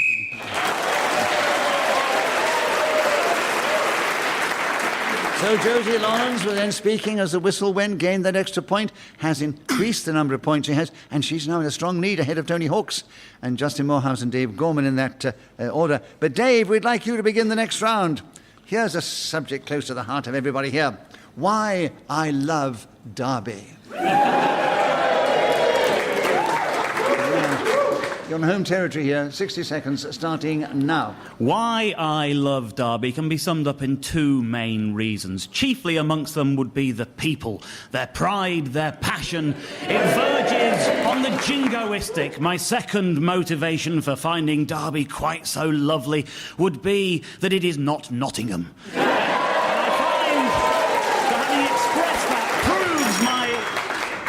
Tony. I refuse to accept that he would say that if we were doing a gig in Nottingham. He certainly wouldn't say it if he were doing a gig in Nottingham. But Well, therefore it's deviation. No, it isn't. It's not. He can say it here in Derby and get a lovely reaction, you know, embrace the audience to his heart there. It's not deviation at all. I think Would it be deviation if he was in Nottingham and he said It would be, but not in bloody Nottingham. So... What would be deviation in Nottingham would be giving me the subject, why I love Derby. Dave, you had an incorrect challenge, so you keep the subject. You have 38 seconds still on why I love Derby, starting now. That other county town just up the A52 might have the superior nightlife. Justin, challenge. Yeah, I was going to challenge that. It wasn't a county sound, but it probably is. You're all right, Justin. Right, another incorrect challenge. Well, in fact, no challenge at all, really. Just an interruption, so you get a point for that, Dave. 33 seconds available. Why I love Derby, starting now. Better nightclubs and infrastructure, a connection to the transport network, but Derby has jealousy in spades. That is surely the best thing going for this fine city, that and its pros. Tony, you challenged. Yes, I think it was like hesitation there. Was he going to say Prozac? I don't know. No, We'll never know. No, he didn't. You challenged while he was still speaking. I don't know what he actually was going to say. No, but he was hesitating. No, he didn't actually hesitate, because the hesitation came after you pressed your buzzer. I thought you were going to challenge him for I don't English want to have language. to beat you up, Nicholas. I think, strictly within the rules of just a minute, you hadn't got to your hesitation. You were still stumbling over the word, and you could have... Look, he can't believe it, Dave, can he? He can't believe he's getting this one. No, you could have had him for deviation. Oh, okay. Because the word didn't make sense. All right. But he did not actually hesitate. Right. You were deviating, Dave, so you got the benefit of the doubt. You've got the subject still. You've 18 seconds, another point. Why I love Derby, starting now. Of course, both of those metropolises share a long history in football with the... Justin challenged. Deviation. Why? Can we establish now whether the Derby and or Nottingham are either cities or towns? I didn't say city, I said great metropolises. But earlier you said it was a county town. Doesn't matter, it's still a metropolis. It's not a town, though, it's a city. Doesn't matter. You can still, if you want, in just a minute, if you want to find another word and not repeat city, he was rather clever and used the word metropolis. He's going to do a lot worse than that to lose the subject, I'll tell you. I think he's got to set fire to something before we get to something. You're going to to take his shirt off and have a Nottingham Forest shirt underneath. Well, if you have to keep going for so long on the same subject, you do struggle a bit. He was struggling, but he wasn't hesitating or deviating. So you've got another 13 seconds, Dave, on Why I Love Derby, starting now. In soccer, a derby game is a match played between two neighbouring sides, such as Arsenal and Spurs, or Liverpool-Everton, or Manchester United-City. Tony challenge. 3 oars? Absolutely. Oh. 2, there we go. Also, it's a bit late now. I think you could have had him for deviation, because, I mean, those teams, Arsenal and Spurs, they don't come up to play each other here at Derby. I mean, Arsenal will play at home at their stadium. Oh, no. But the subject is Why I Love Derby. It doesn't state in the subject that it has to be the city of Derby. I could love Derby, the concept of local football games. A derby, a football derby. Yes. You didn't really make that clear. I did. I said it in the game of soccer. a match played between two teams is a derby. Boys, don't make Mummy cry. So, Tony, correct challenge at last. And Dave at last lost the subject. And there's 3 seconds to go on Why I Love Derby, starting now. Terrific red buildings, stairs that go up. So Tony Hawks will then speak as the whistle when gain the extra point. He's moved forward. He's one behind Josie Lawrence. Dave Gorman, who hardly didn't have any points before, but he's now leapt forward and he's ahead of Justin Moorhouse in 3rd place. Justin, it's your turn to begin. And the subject, I don't know whether this is you or not, it's called Heavenly Bodies. Tell us something about that subject in this game, starting now. The phrase heavenly bodies was used by the Boddington's Beer Company some time ago to describe that fine cask ale coming from the city of Manchester. Dave, challenge. Well, this is the BBC, so I believe that's deviation from policy, because that's advertising. Dave, you're absolutely right, but what I'm going to do is give you a bonus point for a very good observational challenge, but it wasn't correct within the rules of just a minute. But please don't advertise any more, Justin. Yeah. 48 seconds. Heavenly Bodies still with you, Justin, starting now. If I may continue to talk about that golden liquid that came from the metropolis of Mancunia, I shall say to you, it is no longer brewed within that fair...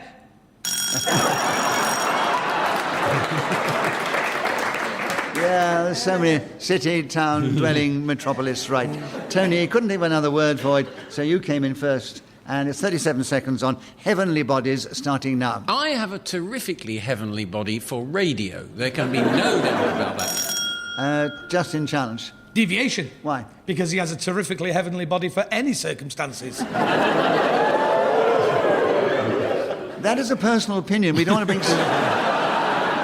we don't really want to bring sex into this at this stage. Heavenly Bodies, 32 seconds, starting now. I believe there was a film in the 80s called Heavenly Bodies. I didn't see it myself, which will make it a difficult thing for me to carry on talking about. However, the heavenly bodies that were in the film... Dave, challenge. Hesitation. Not quite, not enough. He was struggling, but he teetered on hesitation, but not quite. So, Tony, 19 seconds, Heavenly Bodies, starting now. I believe we live in a society that puts too much pressure on people. Justin, challenge. Repetition of the word believe. Yes, you did believe before. Yes. So, Justin, you have 16 seconds. Tell us something about Heavenly Bodies, starting now. I'm glad I've got the opportunity to again talk about that fine beer. Josie, challenge. You said beer earlier You did. You mentioned beer before. We're in a bar. So, Josie, a correct challenge. 11 seconds available. Heavenly Bodies, starting now. When I was a child, I was absolutely enchanted by the idea of heavenly bodies. I loved Dave, challenge. I thought there was a hesitation. There was a little hesitation, but if we get too sharp on this, nobody will ever get going and there won't be much fun. Right. So, Josie... For the record, I was just struck. Right. Incorrect challenge, 4 seconds. Heavenly Bodies, starting now. This'll show my age, but my idea of a heavenly body had huge white wings.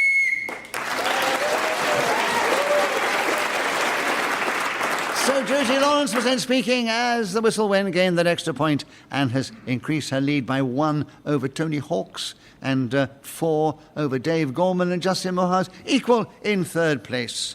Tony, I think we'd like you to begin the next round. The subject is wheel clamping. 60 seconds, Tony, starting now. If you happen to be the owner of a very valuable wheel, as I am, it's very important to clamp it whenever you put it down. Otherwise, someone will make off with it. And that would be one of the worst things that could happen if you were particularly attached to this said rotund thing. Now, it also happens to cars. People pull in, park. I believe it happens a bit up here in Derby. Justin, challenge. Repetition of the word believe. Yes? I believe at the beginning and you believe I then. must stop saying that, mustn't I? You're like Martin Luther King. I need to... So, Justin, the correct challenge, 39 seconds, wheel clamping, starting now. Things aren't what they used to be. I remember as a child I had Fisher-Price toys, cars, aeroplanes, ambulances. My child now has a wheel clamping set. From the... Josie, challenge. He said child twice. Yes, my child now has... Well, listen, Josie, 29 seconds available, wheel clamping starting now. I consider wheel clamping to be a bit of an extreme sport for me. There's nothing I like better than wrapping my legs and clamping myself to a wheel. The neighbours are actually very upset about it. Judith, I can't get the... The second Judith was biblical. So, Tony, your challenge, just so we know what it was. Yes, it was repetition, actually. That's right, yes. I'm pretty good at this. It was repetition of Judas, funnily enough. I don't know how I managed to spot it. I'm particularly on the ball today. 17 seconds, Tony. Wheel clamping starting now. If you walk down Victoria Street in this magnificent city where we are tonight, you will see wheel clamps put on cars just in challenge. Repetition of the word cars. Oh, yes. Yeah. Justin was listening very acutely. He's good. He's got him with 6 seconds to go on wheel clamping starting now. When I begin to tell the audience here in Derby my story, they will not believe Judith, the wheel clamper. Dave. I walked into his trap. Yes. It's the first time I've ever challenged before anyone else. And it was a very sharp challenge, and it was a very clever little ploy. He's won himself another point for an incorrect challenge, and he's got 1 second to go on wheel clamping starting now. Wheel!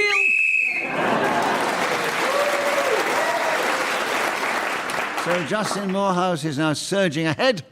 He's got other points in that round. He's now equal with Tony in second place. Josie is still just in the lead, and then Dave follows them. And Josie, we'd like you to begin the next round. The subject is 3 ways to pay back your student loan.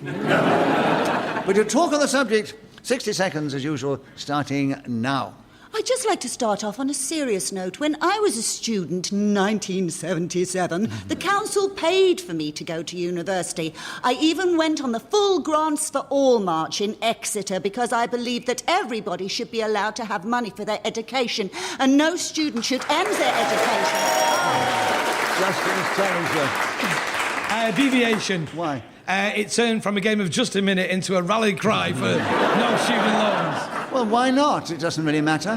And it was an incorrect challenge. So Josie has another point, and she has 41 seconds on 3 ways to pay back your student loan, starting now. I'm now going to tell you 3 ways to pay back your student loan. Firstly, you in the front in the stripy t-shirt. Justin challenge. Sorry, you. Repetition of.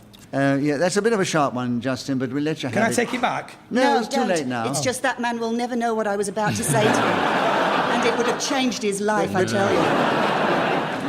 3 ways to pay back your student loan, Justin, starting now. There are 3 ways to pay back your student loan. You could work hard and pay it off over 55 years, or you could get a...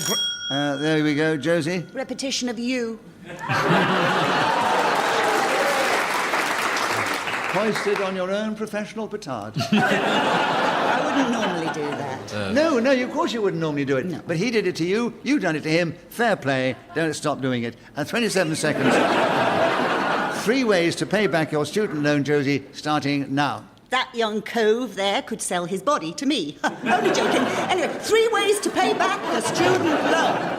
First of all, buy scratch cards. A normal student usually owes about £20,000 by the time... Tony challenge. Repetition of student. Yes, you had too many students. It's in the question. Oh, it's in the question. It's in the title. Student loan, so students in the question. Have another point. Which you've got, Josie, another point. 12 seconds. 3 ways to pay back your student loan starting now. Take that money and buy a job lot of scratch cards. Oh, yes, Dave. Scratch cards, Scratch repetition. cards. You Well, did mentioned I it already say scratch cards? Yeah. before. Yes, you did the first About time. That's 19 seconds ago. fine. Less than 19 seconds. 8 seconds available, Dave. I did it for you, Dave. 3 ways to pay back. Dave, 3 ways to pay back your student loan starting now. When I was first loaned a student, I had no idea that forced to pay back the... Justin challenged. Hesitation. Yeah, I think it was, Justin, so you have another point. I mean, wait, a moment ago you were cheering Justin, and now you're booing him. Anyway, he's got in with the correct challenge. Justin, 2 seconds. 3 ways to pay back your student loan starting now. Don't pay back your...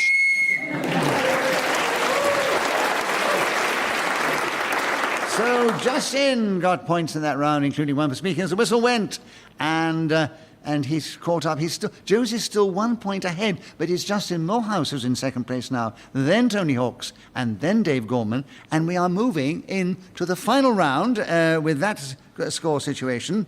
Dave Gorman, it's your turn to begin. So the subject is my bike. Tell us something about that subject in this game starting now. My bike and I have been on quite a journey, cycling as I did from the southernmost point of the British mainland, a place called Lizard in Cornwall, to the easternmost point, Lowestoft-Ness. Right, Josie challenge. Point, I'm afraid. Yeah. Easternmost point, yes. But it was factual, but it was unfortunate just a minute. It was incorrect, so 49 seconds for you, Josie, on my bike, starting now. My bike is called Brunhilde. I don't know why. She was shipped over from Amsterdam. She's a sit-up and beg bike. Justin challenge. Repetition of the word she. It's the final round.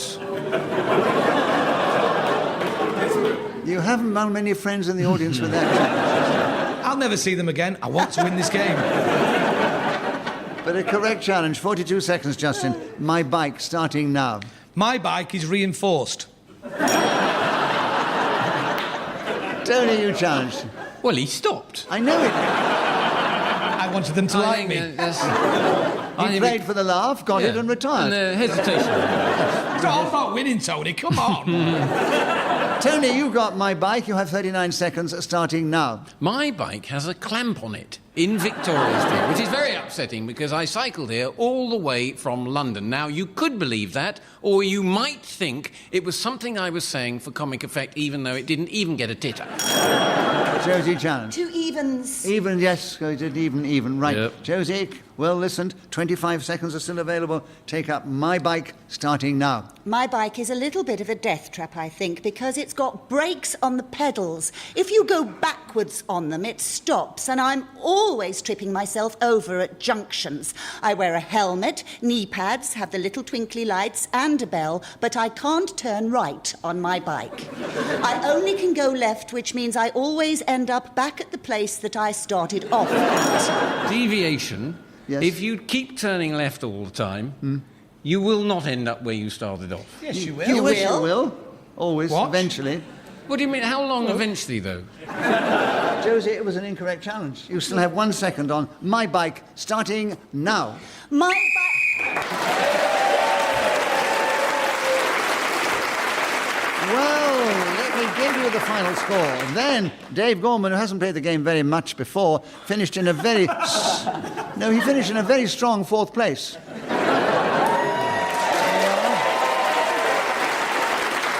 That is that retrospective applause for all those lovely things you said about Derby, you see. Yeah. And in 3rd place was Tony Hawks, who often excels, but he did very, very well, but only to get into 3rd place.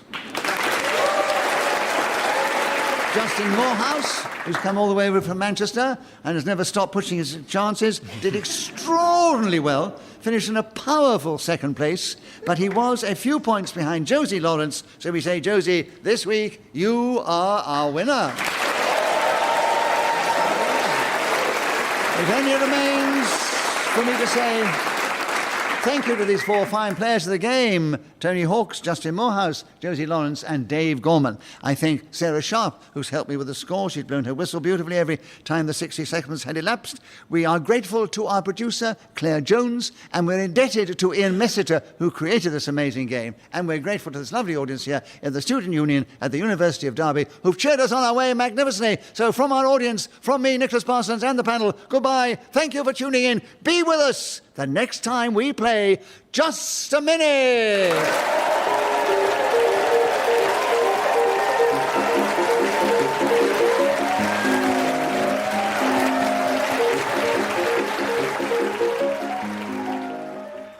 And you might like to know that Just a Minute is available to buy on CD and download.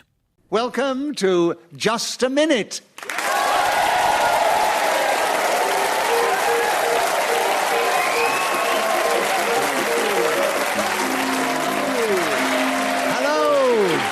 My name is Nicholas Parsons, and as the minute waltz fades away, once more it's my huge pleasure to welcome our many listeners in this country and round the world, and also to welcome to the show this week 4 exciting, delightful, talented and very humorous individuals who are going to play Just a Minute. And they are seated on my right, Paul Merton and Gyles Brandreth, and seated on my left, Julian Clary and David Mitchell. Please welcome all 4 of them.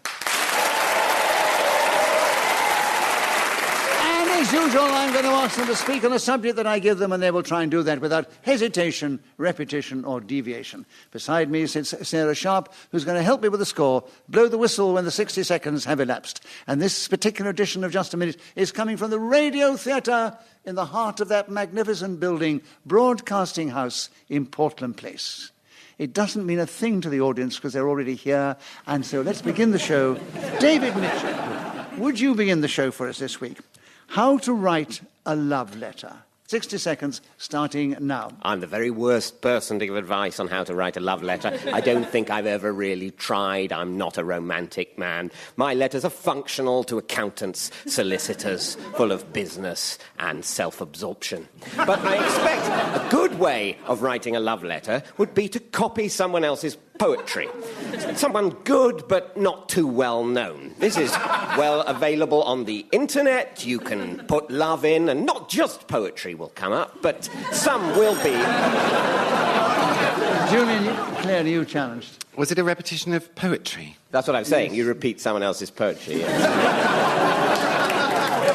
But that is repetition in just a minute. So, Julian, you have a correct challenge, and you take over the subject of how to write a love letter. You have 30 seconds, and the time starts now. What is essential when writing a love letter is to pour out your feelings from the heart directly onto the page. It's no good beating about the bush, if you'll pardon the expression. Honesty and sincerity and emotion is what the reader of the letter will be wanting to absorb, and possibly once they've... Oh, they wanted you to go on, Julian. Gyles, you challenged. Hesitation? It was a hesitation, yes. I was overcome with emotion. I was quite moved myself. Thank you. And the audience were. They were very quiet. And 8 seconds, Gyles. How to write a love letter, starting now. How to write a love letter in the nude. Start as you mean to finish, or at least as you hope that you might. Do it, people, really... So Gyles Brandreth is speaking then as a whistle when gained that extra point, and Gyles has 2 points at the end of the round. Julian has 1. The others have yet to score. And Gyles, would you begin the next round? The subject is my signature dish. 60 seconds, starting now. When it comes to a signature dish, alphabet soup is really the only one that delivers. And in my case, Gyles-Brand, a couple of letters we may have heard before, TH, beautifully created in pasta loops, can affect my signature. Dropped into a bouillon that has come lightly to the boil. This is the recipe given to me by Fanny Craddock, who, when she lived with Lionel... Julian Clary challenged. Hesitation, and the words seem to all get... my mouth was full. Together. I mentioned the bouillon, the pasta. I was tasting as I went. Yeah, that's... So you think there was a hesitation where? Well, the words seem to all get mixed up in his mouth and didn't make any sense. Well, the trouble is, Julian, he didn't actually hesitate. Well, I'll call it deviation then, because it didn't make sense. All right. It didn't make sense to you, so I'll give you the benefit of the doubt on this occasion and say you have 32 seconds on my signature dish, starting now. My signature dish is a saveloy. People queue right round the block, their mouths watering, and I let them in one at a time for a little taste. People are quite understand. Paul, what is it? Hesitation. Hesitation, all right. You have the subject, 18 seconds. My signature dish, starting now. My signature dish is rather wonderful. It's placing a bird inside another. First of all, you start with something as small as a quail, stuffed inside a pigeon. Then you move up, find a duck. Julian challenge. You couldn't stuff a quail inside a pigeon. Of course you could. Well, the quail's bigger than a pigeon. Now, a baby quail would be smaller than a... Yeah, but he didn't say baby quail. Well, he didn't. I'm sorry if people were writing it down, but I should have been clearer. No, I think it would be... I didn't say the birds are actually dead. Did I not make that clear? It's very difficult to stuff a quail inside a pigeon when they're both flapping away. Or even when they're dead, it would be difficult. Exactly. Julian, you have a correct challenge. 7 seconds. What? Paul, This is a traditional recipe. Quail stuffed inside a pigeon. We didn't want a traditional recipe, did we? We wanted your signature dish. Yes, it's become such a tradition because I'm so good at it. And you couldn't, to my mind, stuff a quail into a pigeon. I know what I'd like to stuff a quail into.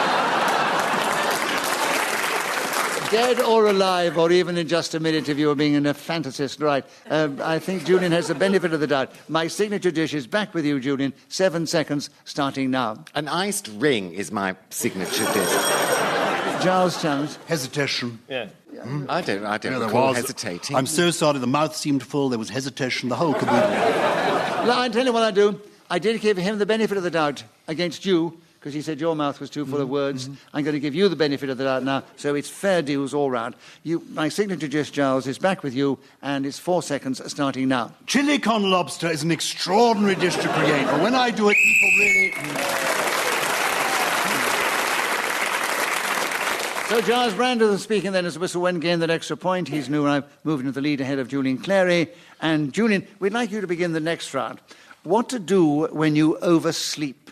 60 seconds as usual, starting now. What to do when you oversleep is totally ignore the fact that you're late. I used to breeze into school an hour and a half late, and the monks... Paul challenge. No, Giles challenge. A repetition of late? Oh, yes. Yes, you're correct. Giles, you listened well. 52 seconds. What to do when you oversleep, starting now. As the book of Proverbs teaches us, a little sleep, a touch of slumber, the folding of the hands to rest, and poverty will come upon you like a vagabond, and want as an armed man. Oversleeping is a sin, a disease, a worldwide disaster. It's why we are all creeping towards the abyss. The revolting fact of oversleeping as a nation... Giles, I'm sorry, I've got to stop you there, because you've been challenged. I don't know that my nerves could take it.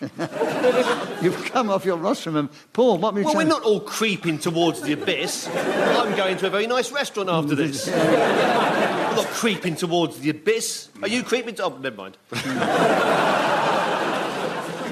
No, not all of us are creeping towards the abyss. To the abyss. No. So, no, that is deviation. Some of us are straddling it.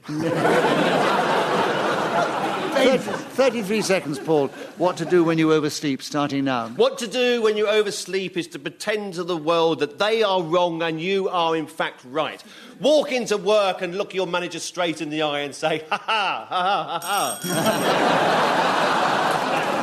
David.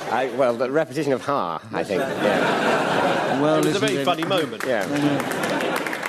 Right, David, you have the subject now. What to do when you oversleep? You have 22 seconds, starting now. Blame the tube, basically. The unreliable nature of our public transport is a fantastic aid to the oversleeper, because you can always claim that some disaster has befallen you on some line or other. I don't know how people... Julian challenge. Repetition of some. Oh, yes. It comes up, right. 11 seconds, Julian. What to do when you oversleep, starting now. When you oversleep, throw yourself on the mercy of your authorities. But whatever you do, don't skimp on personal hygiene, because it's important to deodorize, exfoliate... So Julian was then speaking as the whistle went, gained that extra point. He's now moved into the lead over Giles, Paul and David. And Paul, it's your turn to begin. The subject is blowing the whistle on someone. 60 seconds starting now. The next door neighbour to me is a full-time football referee, and the other day I blew his whistle out in the back garden, and some pigeons that were playing football over the back suddenly realised that one of them was offside. Then they got a quail and stuffed it inside one of them, and the other one said, get hold of a duck. And they've got hold of this particular duck. That went inside a chicken, then it went inside a turkey, then it went inside a ostrich. And then it went inside Nicholas Parsons. Yes. You're not going to let it lie, are you? No, I'm enjoying it. So, Julian, you challenged first. It was repetition of hold. You did say hold. Did I? Hold the duck and hold the pigeon. Fair enough. 43 seconds, Julian. It's back with you, blowing the whistle on someone starting now. I like nothing more than having my whistle blown on a Friday night, and we play football in the open air. It's lit. I'm sorry, the idea of Julian playing football in the open air, he's not one of the most sporty of gentlemen. I know he is. So deviation, I don't think he's ever played football in the open air. Oh, yes, I have. He could well have done. He may not be the most sporty of people, but he has probably done this. Yes. You could have had him for hesitation. No, I didn't that time. I know you didn't. So, Julian, that was an incorrect challenge. I won't have my sportiness discussed in this fashion. Right, 36 seconds on blowing the whistle on someone, Julian, starting now. I'm ever such a sporty young man. I heard many a whistle. There was a hesitation. There was a hesitation, yes. 32 seconds, Gyles. Blowing the whistle on someone, starting now. I was a member of Parliament until the people blew the whistle on me. 182,732 individuals got up on the same day and began whistling this terrible sound, and I knew my time was up. They didn't like me. They weren't going to love me. They wanted me out. Right. And a repetition of me. Me, yes. Oh, yes. There was a bit too much of me in that one. No problem. Yes. 17 seconds. Julian, blowing the whistle on someone, starting now. I was playing rugby the other day, and all of a sudden I heard this shrill sound, and it was the referee blowing his whistle. He summoned me to the sideline. He said, really, you ought to be playing for the county. David, must have misheard. Well, if he's a referee and you're playing, why did you get summoned to the... It would be the linesman who would summon you to the sideline. No, the referee... talk to you on the pitch. He stopped the game in order to have a private word with me about my rugby playing talents. Actually, David's got a point. The referee does it there and then on the spot. He doesn't call you to the sideline. We don't both wander off to the sideline for a chat. Well, you were there, I was. No, I think that's a what good position deviation. do you play in rugby? I'm a hooker. I feel as if the last 35 years of my professional career was leading up to that one moment. So, David, you take the subject. You have 4 seconds. Blowing the whistle on someone, starting now. Blowing the whistle on someone is when you realise something secret.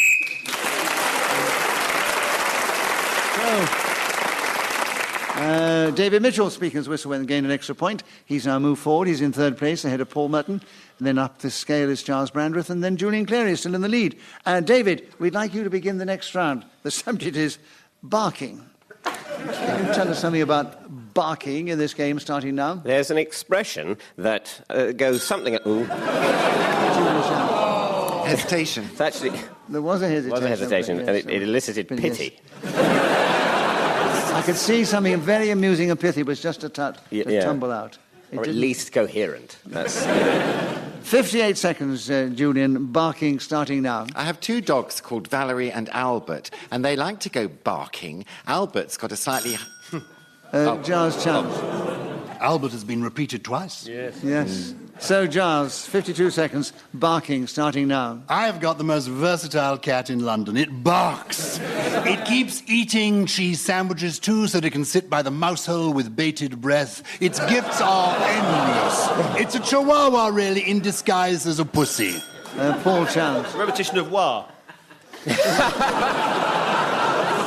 But it is written as one word. Is it? No, I have to give the benefit of the doubt to Gyles. 38 seconds, barking, starting now. The best barking dog I ever knew was Fido, a French poodle spelt P-H-Y-D-A-U-X. There was another in my household, a mongrel who thought he was called Down Boy. The noise that these animals made when they were barking was extraordinary. They did it when Paul Merton came round for tea. Then that was a moment that's very special in my life, because we always laid out sandwiches for the great man to eat and enjoy. Julian challenge. Oh, he's deviating now. No? No, he's fair. No, it all happened. I am considered a great man in the Brandreth household, but then the competition isn't fierce. So, Gyles, you get a point because it was an incorrect challenge, but Paul gets a bonus point because we enjoyed what he said, and you have the subject of barking still, and 15 seconds starting now. Barking is the one place that I've always wanted to live. I, of course, come to... David. Deviation. Of course it isn't. We established earlier that I was a man of the people. No, you said earlier that you were a man of the people. That's far from establishing it. Can I say I feel the freedom of barking coming upon me any minute now? If the mayor is listening, I'd love to visit, briefly. David, you have a correct challenge. 11 seconds, barking, starting now. There's an expression, I don't know who said it first. Why keep a dog and bark yourself? The answer, I suppose, is because you enjoy it or you're mad. I think there must be a wonderful release in going around the... Paul No, challenge. it's a bit harsh, but there was a bit of hesitation. No, I don't think so. Don't you think so? No. Don't you really? I think he was flowing. What's it got to do with you? No, again, what I do is I give the benefit of the doubt, and I always redress it sometime. And so the benefit of the doubt goes to David on this occasion. He still has barking, and he's 1 second only, and his time starts now. Running around the streets.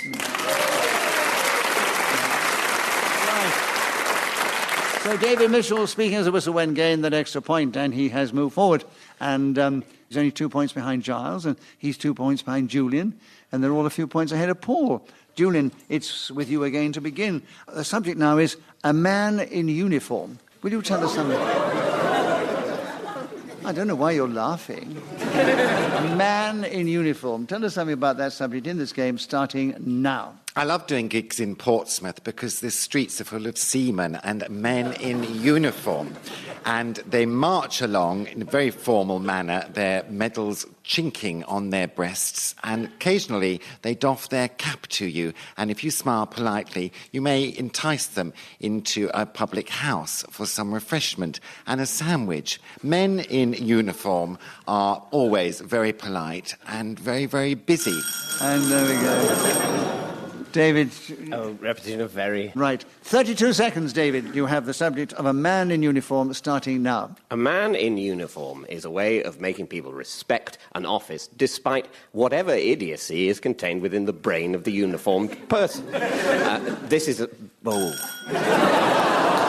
Gyles, you challenge. There was a little hesitation. There was a hesitation. Gyles, you have a man in uniform. You have 21 seconds starting now. I like a man in uniform. I spent a lot of time in the lift at Harrods as a consequence, because travelling up we see an elderly gentleman who clearly was in the armed forces during the late hostilities, wearing with pride his uniform.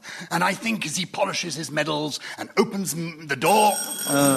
Paul challenge. Well, there's a slight hesitation. There was a definite hesitation. Oh, there was. You could have had him for deviation too. Yes. But a man wouldn't wear his uniform from the army in Harrods. He'd have the Harrods uniform on. Yeah. Harrods didn't fight in the war, you know, Giles. I think they remained neutral. Right. Paul, you have a correct challenge, and you have 4 seconds on a man in uniform starting now. The Salvation Army stand outside the cinema and they're resplendent. So Paul Merton speaking as a whistle when gained the extra point. It's a very even contest. Only 1 point separates all of them. David, Paul, Gyles, Julian, in that sequence going upwards.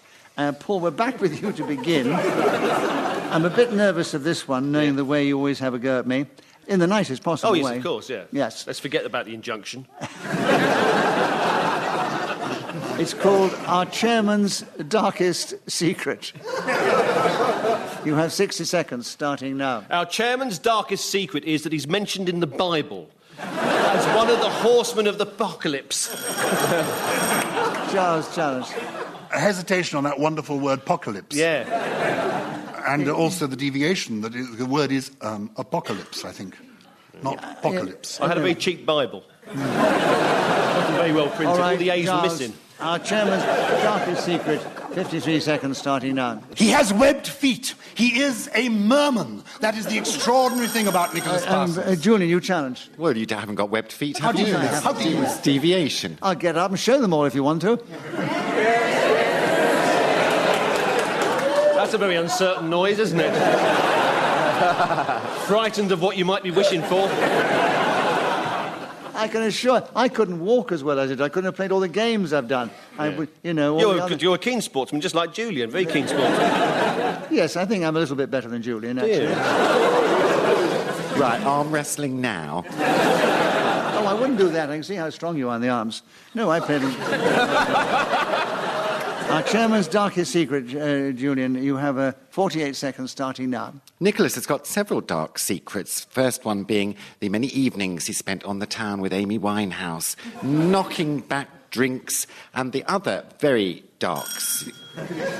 Slight hesitation. Paul, there was a slight hesitation. So we've got the subject back again, Paul. Our chairman's darkest secret, 37 seconds starting now. Janice Wilkins is a name that you wouldn't normally associate with our esteemed man in the middle.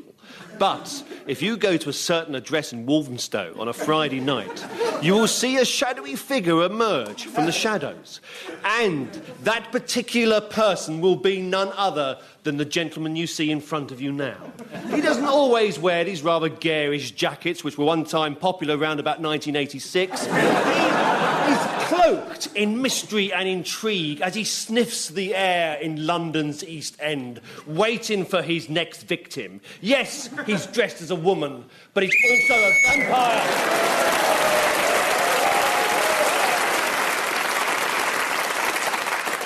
And you applaud him. It has a smack of truth.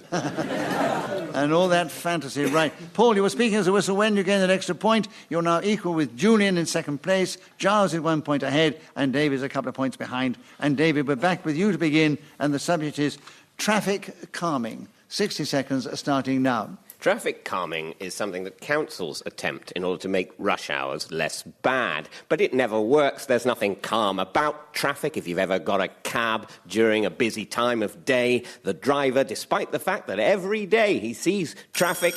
Julian challenge. Repetition of day. You had day earlier on, yes. 45 seconds. Julian, traffic calming, starting now. When I used to work as a traffic policeman, I would stand in the middle of the road saying, "Calm down, everybody, where's the rush? Have one of these drinks and that'll..."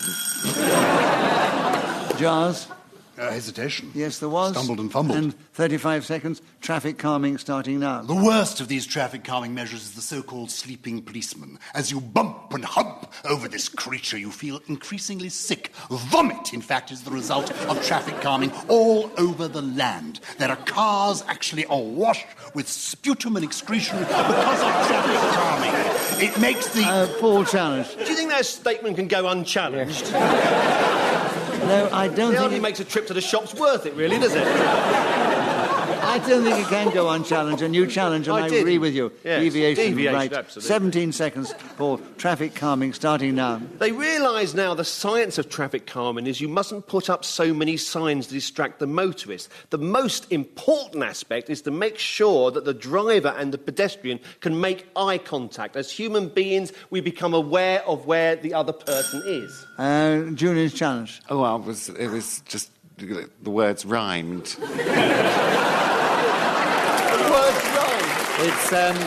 It's a new rule that's just come in. Is it? You can't have rhyming words, unfortunately. Rhyming words, right. And I can't even give you a bonus point for what you said, but it's lovely. So, Paul, you have an incorrect challenge. You still have the subject, and you have 1 second only. Traffic calming starting now. Bankers.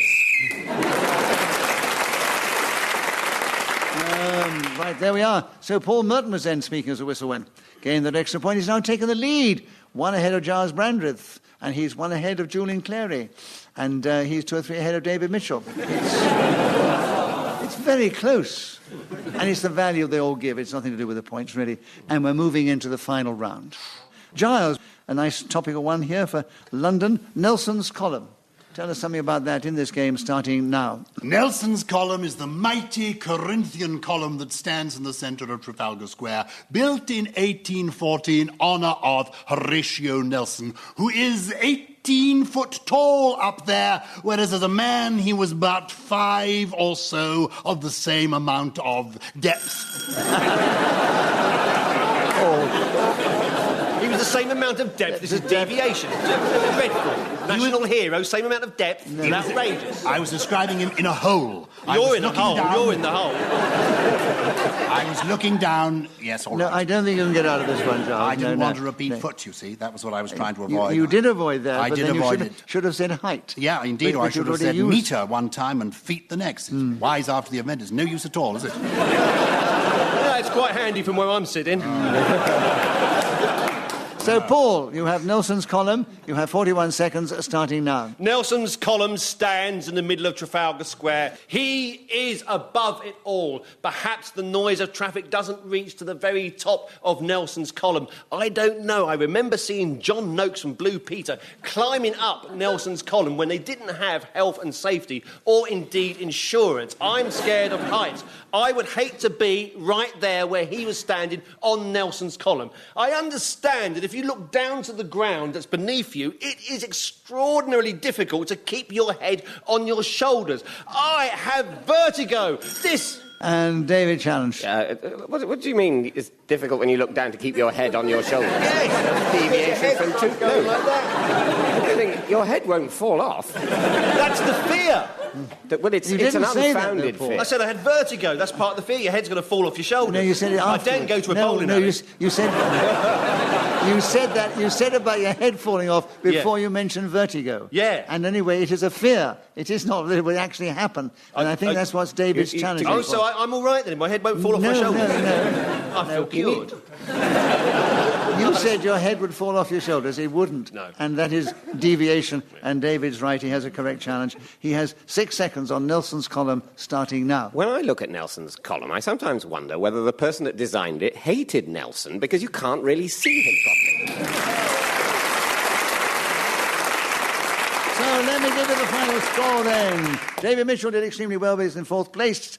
Julian Clary was in 2nd. Then it was Gyles Brandreth, and a few points ahead of all of them was Paul Merton. So we say this week, Paul Merton, you are our winner.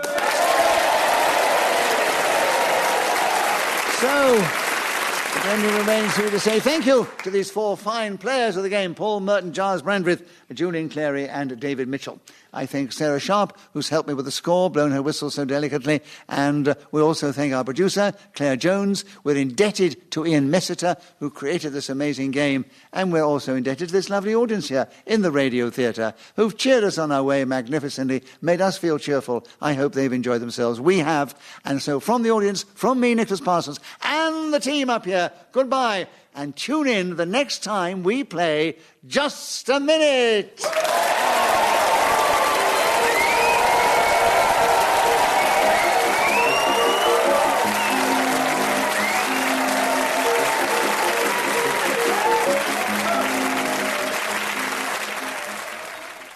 Welcome to Just a Minute.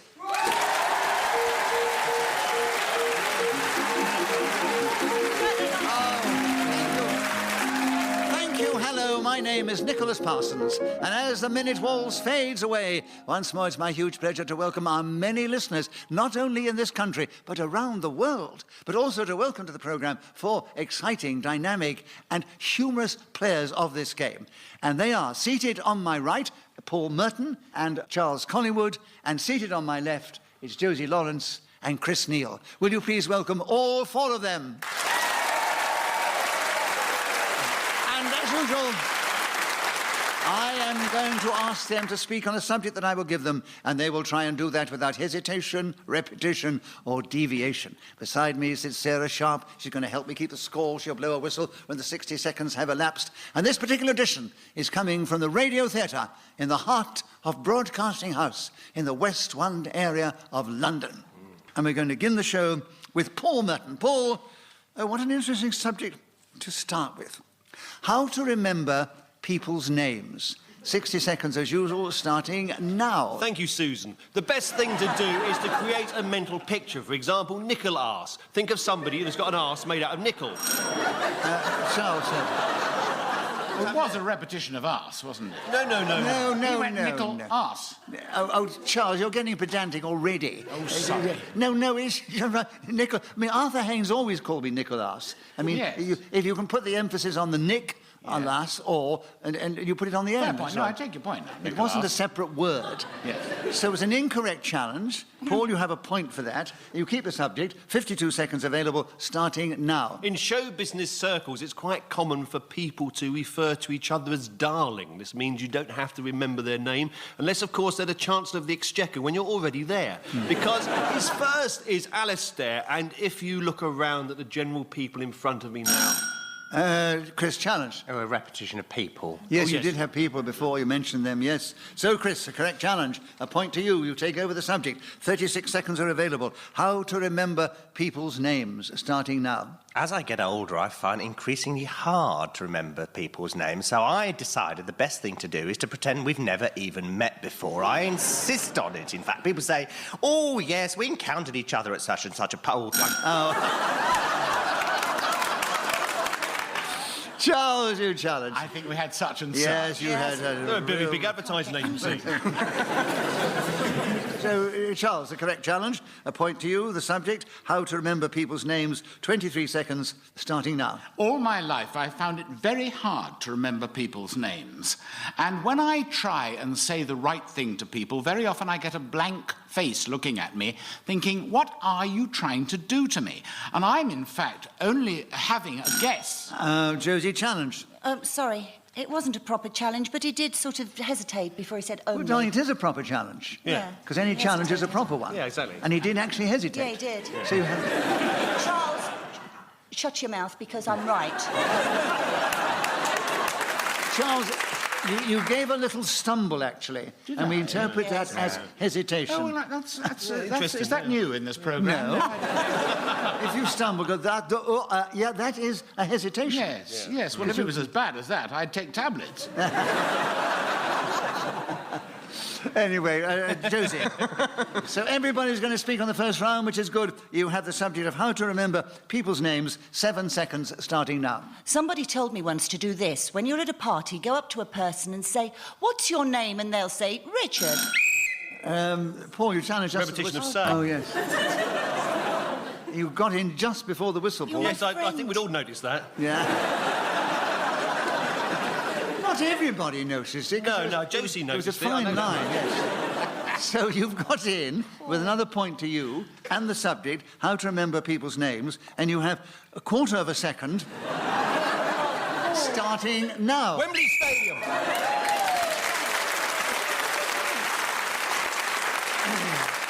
In this game, whoever is speaking when the whistle goes gains an extra point. On this occasion, it was Paul Merton, so he's naturally in the lead at the end of the round. Chris, will you begin the next round?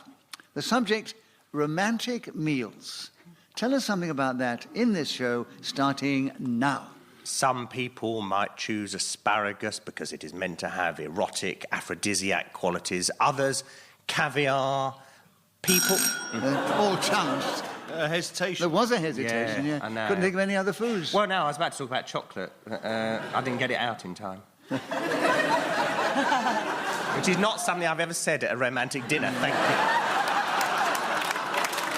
Paul, the correct challenge, 52 seconds remaining. Romantic meals starting now. The two of you, candlelight, a white tablecloth, perhaps a couple of alabaster plates lying in front of you, and the most...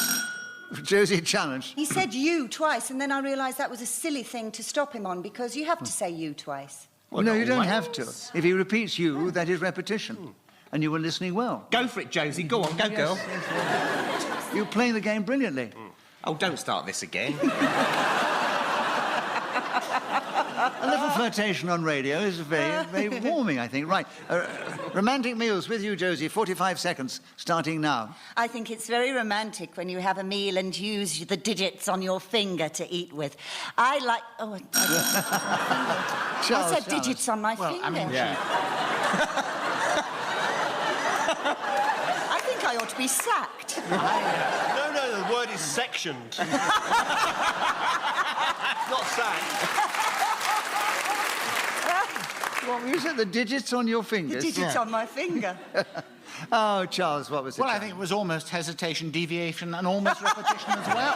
Which one do you want? I may not I'll agree have with hesitation. Hesitation was definite. You have that. 38 seconds. Romantic meals, Charles, starting now. Romantic meals are, for me, candlelight, a glass of wine, a gorgeous starter, and a beautiful woman. Not necessarily... Trish challenge. So why do you take me to that service station? Because, as you know, Chris, you can't have a romantic meal in a service station. Chris, we enjoyed your interruption. It's got nothing to do with the show, so we give you a bonus point for that.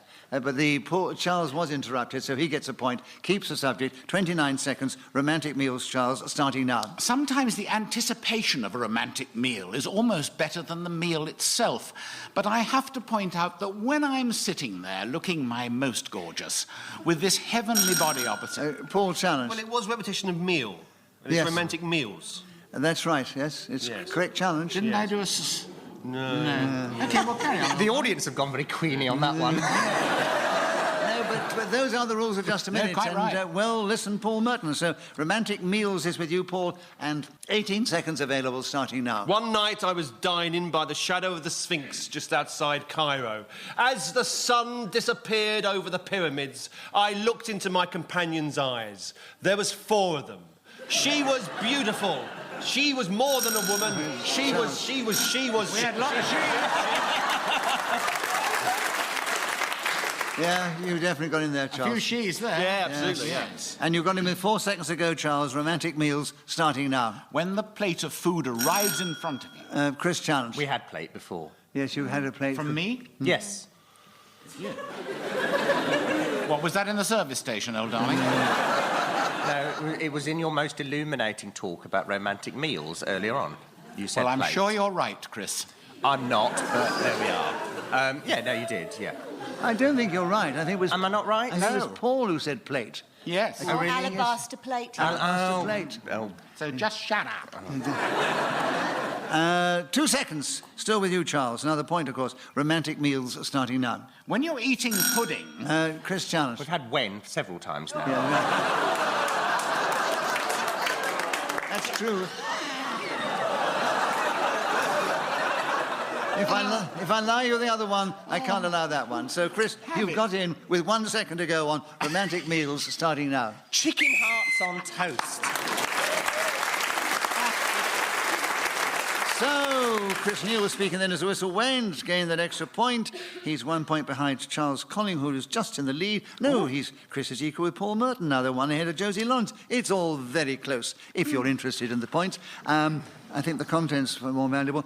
Josie, we'd like you to begin the next round. Yes. The subject is a stiff upper lip. A stiff upper lip. A stiff upper lip, yes, you know. You have 60 seconds as usual, starting now. I have very wobbly lips, but I did give myself a stiff upper lip one day when I was stuck a tube of super glue to lip. Chris challenge. When I stuck a tube I of... said mistook. Did you? Yes, I did. No. No, she was going with some aplomb, and I enjoyed it. So, 54 seconds, a stiff upper lip, starting now. But it's usually the British gent that has the stiff upper lip. Yes, lads, the battle is lost. We are all mortally wounded. But if... Paul challenge. Who's doing the talking, then, if we're all mortally wounded? We're all dead! No. And you can't get a stiffer upper lip than that. Wounded, you're about to die. If you're mortally wounded, you're about to die and there's nothing they can do. Now, sticking plaster's nothing. No, I think she's got a point there. They were mortally wounded, but they hadn't gone yet. Oh, OK, fair enough. They're listening to this stirring speech. Yeah, that's right. This is a stirring speech. OK. From their deathbeds, they were Carrington was he used a stiff upper lip and still resist. Yeah, be brave. Be brave, right. 44 seconds, Josie. A stiff upper lip starting now. You see, you must not show emotion. The trembling lip can never be seen on a man or even a young boy. Paul challenge. Have we had man before? Yes. Gentlemen. Yes. Paul, 37 seconds still available. Give us some thoughts on a stiff upper lip starting now. If you drink a cup of starch, you will end up with a stiff upper lip. This is the very thing that we look for amongst the British people today. As the economy turns down and we find ourselves ranked in a list of world countries, right the way down with Zimbabwe... Chris challenge. Repetition of down. It's a very important point. Yeah. But it's repetition in just a minute. Absolutely. So, Paul, you've lost it, I'm afraid. And you haven't lost the plot, you've just lost that champion. And Chris has got it. Stiff upper lip, 21 seconds, starting now. If you're at a party and a man sidles up to you and says, you give me a very stiff upper lip, you know you need to look elsewhere. It's not really what you want to hear from... Josie So there were challenge. about 6 U's. Oh, were there? Yes. Well, fair enough challenge. At least I'm not going to make a fuss about it. Josie, 12 seconds. Tell us more about a stiff upper lip starting now. Stiff upper lips is what this country needs more of. Why should we show emotion? Let's keep it all... Paul challenge. We had emotion before. You did have emotion before. All those mortally wounded people were showing emotion, and you showed emotion. Yes, all right. Right, I just want to let you know that I had heard it. Right. 6 seconds, Paul. With you, a stiff upper lip starting now. My cat was one of the bravest animals I ever knew. He had a stiff upper lip that you could iron a shirt on. It was fantastic. So Paul Merton was then speaking as the whistle went. Again, that extra point. He's now back equal in the lead with Josie Lawrence, and the other two are just 2 points behind, equal in second place. Paul, we're back with you. We'd like you to begin as the next round. Spitting feathers. Will you tell us something about that strange subject in this game, starting now? If a chicken isn't properly prepared for your Sunday lunch, you may well find yourself spitting feathers. It also means that you have a very dry throat. For example, if you were crossing the Gobi Desert, listening to Just a Minute on the World Service, and thinking to yourselves, there is no sign of any liquid anywhere. Charles challenge. There was a hesitation. That was there. a hesitation, Charles. So spitting feathers is with you. Did I hesitate? You hesitated. Did you definitely? Did I must have nodded off. Around the world. 42 seconds, Charles. Spitting feathers, starting now. Spitting feathers, an extraordinary expression, because very few people we know actually do spit feathers. But I suppose... Paul challenge. Large intake of breath, hesitation. There was enough of an intake to be a hesitation. I have to judge whether it was just... No, Charles, I'm sorry. Charles, your mouth's open again. He has 34 seconds. Paul, spitting feathers, back with you, starting now. I swallowed a budgerigard on my 8th birthday, and I was still spitting feathers when I was 9. It was deeply embarrassing because I had to tell my parents that the cat next door had come... That was the previous subject. Cat. I know. I was just about to point out that he said cat in the previous subject. Right, 24 seconds, Paul. Still with you, spitting feathers, starting now. One of the finest light heavyweight boxers of the 1920s came from Cork in Ireland. His name was Spitting Kid Feathers, and he was a true champ. He would go into the ring, knock his opponents down to the canvas, and all the audience gathered around would cheer his name to the rafters as they would walk through the town. Charles challenge. 2 woods. Yes, they would, and they would, yes. Yeah. 2 woods. Yeah, you got that? Yeah. Very valuable, yeah. Thank you very much. So you've got 7 seconds, Charles, on spitting feathers, starting now. Spitting... Paul challenge. Hesitation. I mean, I can't believe it. I mean, just hesitation. I've got a note here, Nicholas, that should it happen again, you'd give me the benefit of the doubt. Charles, you don't need the benefit of the doubt. It was a false challenge. 6 seconds, starting now. Spitting feathers can hurt if the feathers have come from an enormous ostrich. But when I swallow feathers, I make... So Charles Collingwood was then speaking as the whistle went. They're all pretty equal here. He's gone into the lead alongside Paul Merton now. Chris, when you begin the next round? my advice to the other panellists. We've had quite a lot of it already, but give us a bit more. 60 seconds starting now. Should you go to a party or a dinner at this time of year, I find it's a good idea to have an opening gambit, something conversational to kickstart things. I don't mean anything too specific. I don't mean go up to someone and go, oh, I see you've got psoriasis as well, like me. But I just kind of ask them about their family, what they've been up to, that kind of thing. But you don't want to go to these... Charles challenge. Repetition of thing. Oh, yes, probably. you did have too many things. I mean, it was so fast I could barely understand a word you were saying, but I did hear thing twice. Yes. Did you? Yeah, I like it, yes. It was extraordinary. Well, extraordinarily fast. It was far too quick, wasn't it? Far too quick for this poor audience. I was picking one word out of 100. Me too, and fortunately, I picked two, and they were things. Oh, yeah. Unfortunately, I heard it too, and I had to make the judgment. So you have a correct challenge, Charles. My advice to the other panellists, 44 seconds, starting now. My advice to the other panellists was, while I'm talking, just switch off. Think of the shopping you're going to do tomorrow, so that I can speak uninterrupted. Josie, challenge. I'm not going to do any shopping tomorrow. Well, That's fascinating so to know, what is your dear. challenge? Just a minute, darling. He said, think of the shopping you are going to do tomorrow. I'm not going to do any shopping tomorrow. Yeah, but you might have changed your mind now. He might have inspired you. Whose side are you on? Nobody's, my own. So, Josie, and we can't accept that as a legitimate challenge. So, Charles, you have another point, and you have 37 seconds. My advice to the other panellists, starting now. My advice to the other panellists when playing this esteemed game, Just a Minute, is to try and speak for a minute without hesitating. Josie, challenge. Right. Repetition a minute. A minute. You have the subject, 30 seconds. My advice to the other panellists, starting now. Oh, yes, I have 4 pieces of pipes. Oh! Chris. Well, that counts as hesitation, goes like that. Chris, 27 seconds. My advice to the other panellists, starting now. If I was a panellist on Question Time on the television, I would get someone to pull David Dimbleby's hair, because I can't believe it's not a rug. Someone of his advanced years should... Josie, challenge. Someone twice. Someone, yes. 18 seconds, Josie. My advice to the other panellists, starting now. 4 pieces. Paul challenge. So was there a slight hesitation then? No. Are you sure? She was gathering her strength. OK. And how long does it take for this strength to gather? It's terribly weak. With Josie, a fraction longer than you. OK. 17 seconds, Josie. My advice to the other panellists, starting now. This is my advice to the other panellists. 1, always. 2, never mix lemonade with full-fat milk. It doesn't taste good. 3, if you have to make a decision on something... Charles, challenge. There were 2 makes. Yes, make. Well, So you sorry, never know Josie. what the 4th one is. No, and it was very... Tell me later, I'm not going to tell you later. I'm going to let you suffer for the rest of your life. Right. 5 seconds. My advice to the other panellists, Charles, starting now. My advice to the other panellists is to listen very carefully to what those fellow people on the... So Charles Collingwood, once again, was speaking as a whistle went and got another point for that, of course, has moved forward. He's in a definite lead ahead of Paul Merton and Josie Lawrence. So Josie's in second place now, and she begins the next round. Josie, the subject is A Dark and Stormy Night.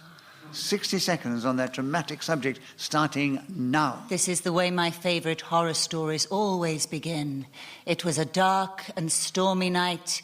Miranda pulled back the red velvet curtains and stared... Chris, challenge. Sorry, is this a question? Is that how all your favourite horror stories start? Yes. It was a dark and stormy night. Miranda pulled back the red velvet curtains. They must get a little dull, don't they? No, I meant... My horror stories always begin with, it was a dark and stormy night, and then the story continues. OK, then, right. So are you satisfied now, Chris? No, you're not. It doesn't matter. It was an incorrect challenge. It was an incorrect challenge, Josie. You have another point. You have a dark and stormy night, starting now. Such a dark and stormy night. The wind howled, the cloud covered the full moon. The trees were whipped. Paul challenge. There were quite a lot of thers, one after another. There's one after the other. And what happened to Miranda? We'll never know. This is what Miranda had to suffer. Yes. Yes, right. So, Paul, yes, 39 seconds. A dark and stormy night, starting now. Baron Frankenstein turned to his assistant Igor and said, "Tonight's the night." Yes, you challenge, yes? Oh, you're regretting it now. Regretting it. I regret. I'm very sorry. Tonight and night. Correct. And, separate Sorry. words, right? Charles, you should Paul? be ashamed of yourself. Incorrect challenge. Paul, you have another point. 34 seconds. A dark and stormy night starting now. Igor Toyd. Josie challenge. Igor, I keep pressing my buzzer and nothing happened. Igor, you mentioned it before. 33 seconds, Josie. A dark and stormy night starting now. I once camped out on a dark and stormy night. I've never been so scared in all my days. I was in the middle of the Gobi Desert, and you wouldn't think a storm could happen there. It was a sandstorm. Chris challenge. Repetition of storm. Storm, yes. Oh, it's can't stormy. I have storm? No, No, the word stormy. Storm is I on the didn't card. realise that. I love the way Josie slightly batted her eyelids at me then, as if it would make the faintest bit of difference. Okay, Chris. Yes? You do have a correct challenge. 18 seconds, a dark and stormy night starting now. So many stories, like Josie has been saying, start with the idea of a dark and stormy night. Those qualities to the weather and to our environment create a scene for us which is unnerving and frightening, curious and other things. Charles. That was a hesitation. That Yeah, was a it was. hesitation, Charles. And I'm not making a fuss about it. No. 6 seconds. you keep telling us. I know. Dark and stormy night, Charles. 6 seconds, starting now. It was dark and stormy night, and the wind was blowing a gale. Oh, wait a minute, Josie challenge before the whistle. What was There it? was a hesitation after Gale. There was a vision after game. Oh, for yes. goodness sake. And you've got in with half a second to go, Josie, on a dark and stormy night, starting now.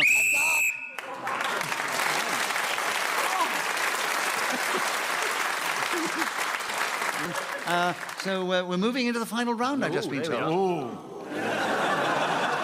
Let me give you the situation as we do. Josie Lawrence, who was complaining that she doesn't play it as often as the others, but you're now, my darling, in the lead. You're 2 points ahead of Charles Collingwood, 4 ahead of Paul Merton, and a few more ahead of Chris Neill. But Chris, we'd like you to begin the next round. Oh. Puppy love. Will you tell us something about puppy love in this game starting now? Puppy love is often used to describe the emotion between two young people where maybe the feeling isn't as profound as it could be. Normally, they're quite fat as well, so they've got puppy. Oh, no, I can't say that word again. Josie, you challenge. No challenge. Thank you, darling. But whenever you challenge, my love, you've interrupted him. No, she I retracted did. it. I'm sorry. I realised my mistake as soon as I pressed my buzzer. So you're withdrawing it, are I'm you? withdrawing But it. he was interrupted, so he gets a point for that. Yes, I'm sorry. So, Chris, Thanks, Josie. you still have puppy love, and another point, and 48 seconds starting now. Puppy Love was a song by the Osmonds, and that's why they... Paul challenge. Deviation. It was actually a hit by Donny Osmond, not the Osmonds. is it?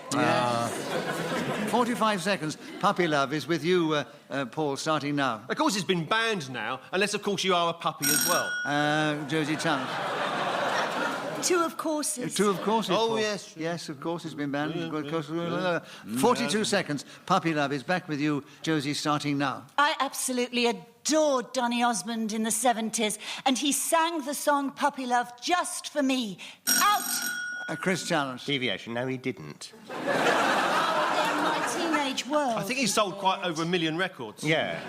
I don't think he went, I've sold it to Josie Lawrence, that's enough. Chris, let's move on. Let's be fair about this. When someone says he's singing it just for me, they do mean it sort of metaphorically. Feel it in their heart. emotionally. Yeah. Yes, No, I know. So- I'm just trying to get out of fourth place, Nicholas. Show some pity. Doesn't matter.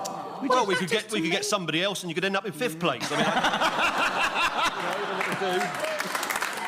Your contribution's delightful. Josie, you have another point. You have 34 seconds on Puppy Love, starting now. And they called it Puppy Love. Oh, I guess they'll never know how a young girl really feels and why I love her so. I loved the bit where we used to... Charles challenge. No, love and loved. Yeah. I'm not even going to say it. I was such a fool. I was such a fool to even press my buzzer. You were. I was. Yes, you were indeed. loved twice. Puppy Love is with you still, and 24 seconds available, starting now. I love it when he says, someone... Oh, no. I was going to say repetition of love, but of course it's on in the title. card, yeah. It's on the card. Sorry. Very good. 23 seconds, Josie. Puppy Love, starting now. I love it when he sings, someone help me, and then repeats that phrase again. Please. That is so gorgeous. My mum had to put her finger on the knob at the back of the telly for 20 minutes when Top of the Pops was on because it was going funny. It's full challenge. Sorry, we seem to have strayed away from the subject of puppy love into Josie's mum's of repairing television work. That's right. Deviation from the subject. Yes. It was so I could watch Donny, because the telly had gone on the blink, you see. I know what he was saying, darling, but it was deviation from puppy love. 8 seconds, Paul, on puppy love, starting now. He had the most beautiful eyes. I went to Battersea Dogs Home. Through the window, he looked up at me and I realised... Charles Challis. Well, I think that he emphasised he so much that I felt it was repetition. He was really using he with a capital H. He had such beautiful eyes and he this, that it came over as repetition. Don't you agree, darling? Charles, I know your wife's in the audience, but don't get... Those are all my wives saying that. I think it's a little bit too precious for the success of Just Precious? Is that a word you're using in my direction? Right, so the benefit of the doubt goes to Paul. 3 seconds on puppy love. Paul, starting now. Yorkshire Terriers are the best because when they...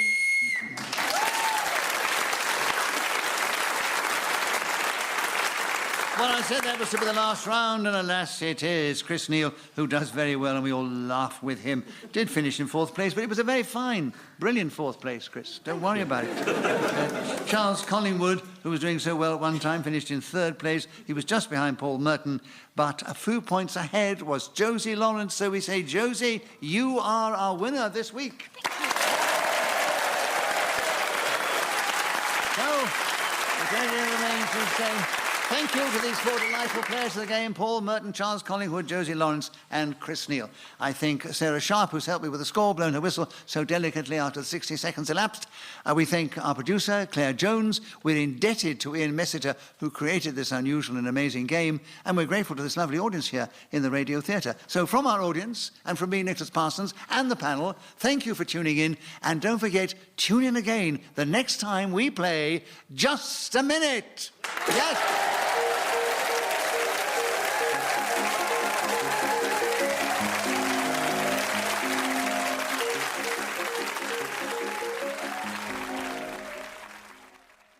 Welcome to Just a Minute.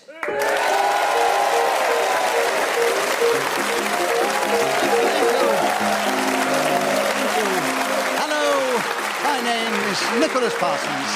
And as the minute waltz fades away once more, it's my huge pleasure to welcome our many listeners, not only in this country, but around the world. But also to welcome to the show 4 dynamic, talented, excellent, humorous players who are going to show their skills as we play Just a Minute. And they are seated on my left, Paul Merton and Lisa Tarbuck, and seated on my right, Sue Perkins and Graham Norton. Please welcome all 4 of them. Sits Sarah Sharp, who's going to help me with the score and blow a whistle when the 60 seconds have elapsed. And this particular edition of Just a Minute is coming from the Radio Theatre in the heart of Broadcasting House.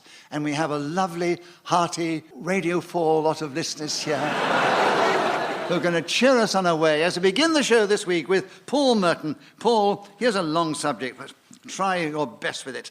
How to pass the time if you're stuck in traffic. 60 seconds starting now. There are many ways of passing the time if you're stuck in traffic. You can listen to the car radio, perhaps radios too. Yes, repeat of radio. It was a repeat of radio. No, it was radio and radios. Radios He's played Then the game I a great deal. apologise. No, don't apologise, No, I darling. should We apologise. like keen listener. Yes, well, no, Paul, yes, he's played the game so often, he knows the tricks. Right, so, Paul, an incorrect challenge. And so you get a point for that. And you keep the subject, and there are 53 seconds available. How to pass the time if you're stuck in traffic, starting now. Making faces at the other stuck motorist is one way of passing the time. Pretend that you are a ghoulish fiend out on a midnight feast if you find yourself stuck in traffic in the daytime or indeed the night hours. Sue challenged. I thought daytime hours would be an odd time to have a midnight feast, but Paul cleverly went on to say nighttime. That's right, yes. Once again, I've merely fallen into his trap. I got here about 5 hours earlier. And I'm 6 hours late, I think, so... Anticipation of what it could have been. Paul, there's still 39 seconds for you. 39. And you've got another point. for an incorrect challenge. How to pass the time if you're stuck in traffic, starting now. One way is to access the internet. Some cars now have the ability to get you onto this marvellous invention of the 1990s. I, particularly when I am stuck in traffic, look towards the novels of Ernest Hemingway. Here was a man who was not afraid, originally the first chairman of Just a Minute. He was a character who wrote books... Oh, Graham, you challenge. I would say I think that was a deviation. Well, he wasn't the first chairman. Wasn't he? No. I wasn't even... I'd stopped listening at that point. I may look as old as Ernest Hemingway, but actually I did the original pilot and I've been in it ever since. Oh, right. Yes. So Didn't get any reaction from the audience. Some people actually say you're the best chair we've ever had. Graham, yes. You have a correct challenge. All right. So you take over the subject. You have a point, of course, for a correct challenge. And it's 19 seconds available. How to pass the time if you're stuck in traffic, starting now. How I like to pass time when I'm stuck in traffic is trying to think of new swear words, because I get bored of the old ones to be shouted at people in the traffic. Because, although rather placid in life, once in a car, I rage.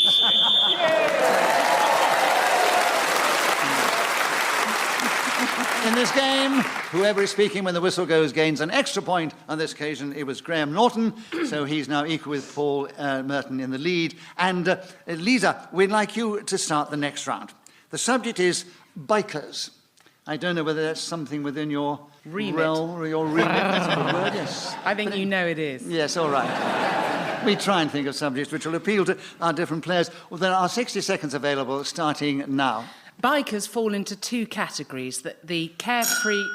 Sue, challenge. Slight hesitation. There What was did a I say? slight hesitation. Whoa, Perkins. Whoa. Back off. But she hasn't played the game for a while. I feel like a gender traitor. But you still like the point. No, I tell you what, we'll give you a point because we enjoyed your comment. Yeah. A bonus point. Tell that to the sisterhood. But I'm going to leave it with Lisa because she'd hardly got going. 57 seconds, Lisa. Bikers, starting now. The Brotherhood of Bikers is a place I'm very happy to be. Clad in Were they vegetarian? Clad in letters. Wait. So, Paul, you challenge first. Oh, sadly, a hesitation. That was a definite hesitation. Tongue of What were leather. you trying to say, leathers or letters? Leathers. Leathers. I You like mean- the idea of lettuce. A man only wearing rocket astride a Harley Davidson. Paul, correct challenge. 52 seconds available. Bikers, starting now. If you go down to the East Sussex coast, somewhere like Rye, you will see many bikers travelling around there in the summer months. The roads are twisty and turning, and there's something about those particular modes of getting around that appeals to the bikers who gather there. There is an air of menace as they come into town. The smell of leopards and leather is heavy. What's the matter with that?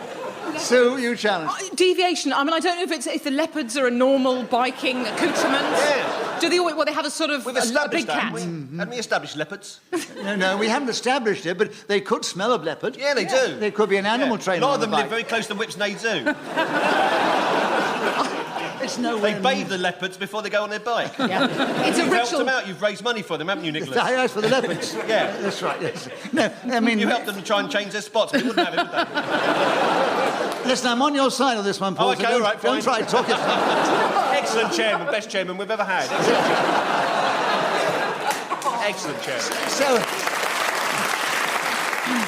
with the wildest stretch of imagination, they could smell of leopards if they Exactly. wanted to, yes. So, Paul, you have another point. 29 seconds available. Bikers starting There was now. no deviation there whatsoever. Girl on a Motorcycle starred Marianne Faithfull and was produced and directed by Jack Cardiff, who was a cameraman, but this was one of his first forays into direction. It was a magnificently erotic film to see if you were a 14-year-old boy, because the aforementioned actress was clad in this animal skin, and it was beautifully sensuous as her curves... I'm going to have to lie down. It's a no-go. Deviation into erotic reverie. Yes. Sue, there are 6 seconds available. It's with you now. Bikers starting now. How I love a grizzly-faced man or woman clad in leather. All challenge. No, I'm sorry, I was being a bit mean now. I thought we hadn't quite got to bikers yet, but... Well, she'd only just got going. Oh. I know. I had a very clear vision of a biker. Yes, man, male or female, Yeah, or grizzled. absolutely. Right, so an incorrect challenge, doesn't matter, you get another point. Sue, and you have 3 seconds. Bikers are starting now. Leopard under one arm, cheetah with the other. So Sue Perkins was then speaking as the whistle went, gained that extra point for doing so. She's now equal with Paul Merton in the lead. Then comes Graham Norton and then Lisa Tarbuck in that order. And Graham, will you begin the next round? Yes. Ooh, the 7 deadly sins. Tell us... Why, because it's Graham, should you go, ooh? An air of anticipation. I know. All right, Guilty. 60 seconds as usual, Graham, starting now. Sloth, gluttony are 2 of the 7 deadly sins. I could list them all, but I don't mean to patronize you in any way, as I'm sure you're very familiar with the missing 5 that I haven't mentioned. Why only 7? That's what I ask myself. I feel laziness has even played a part there. There must be more than 7. Isn't it great that I can say 7 more than once? So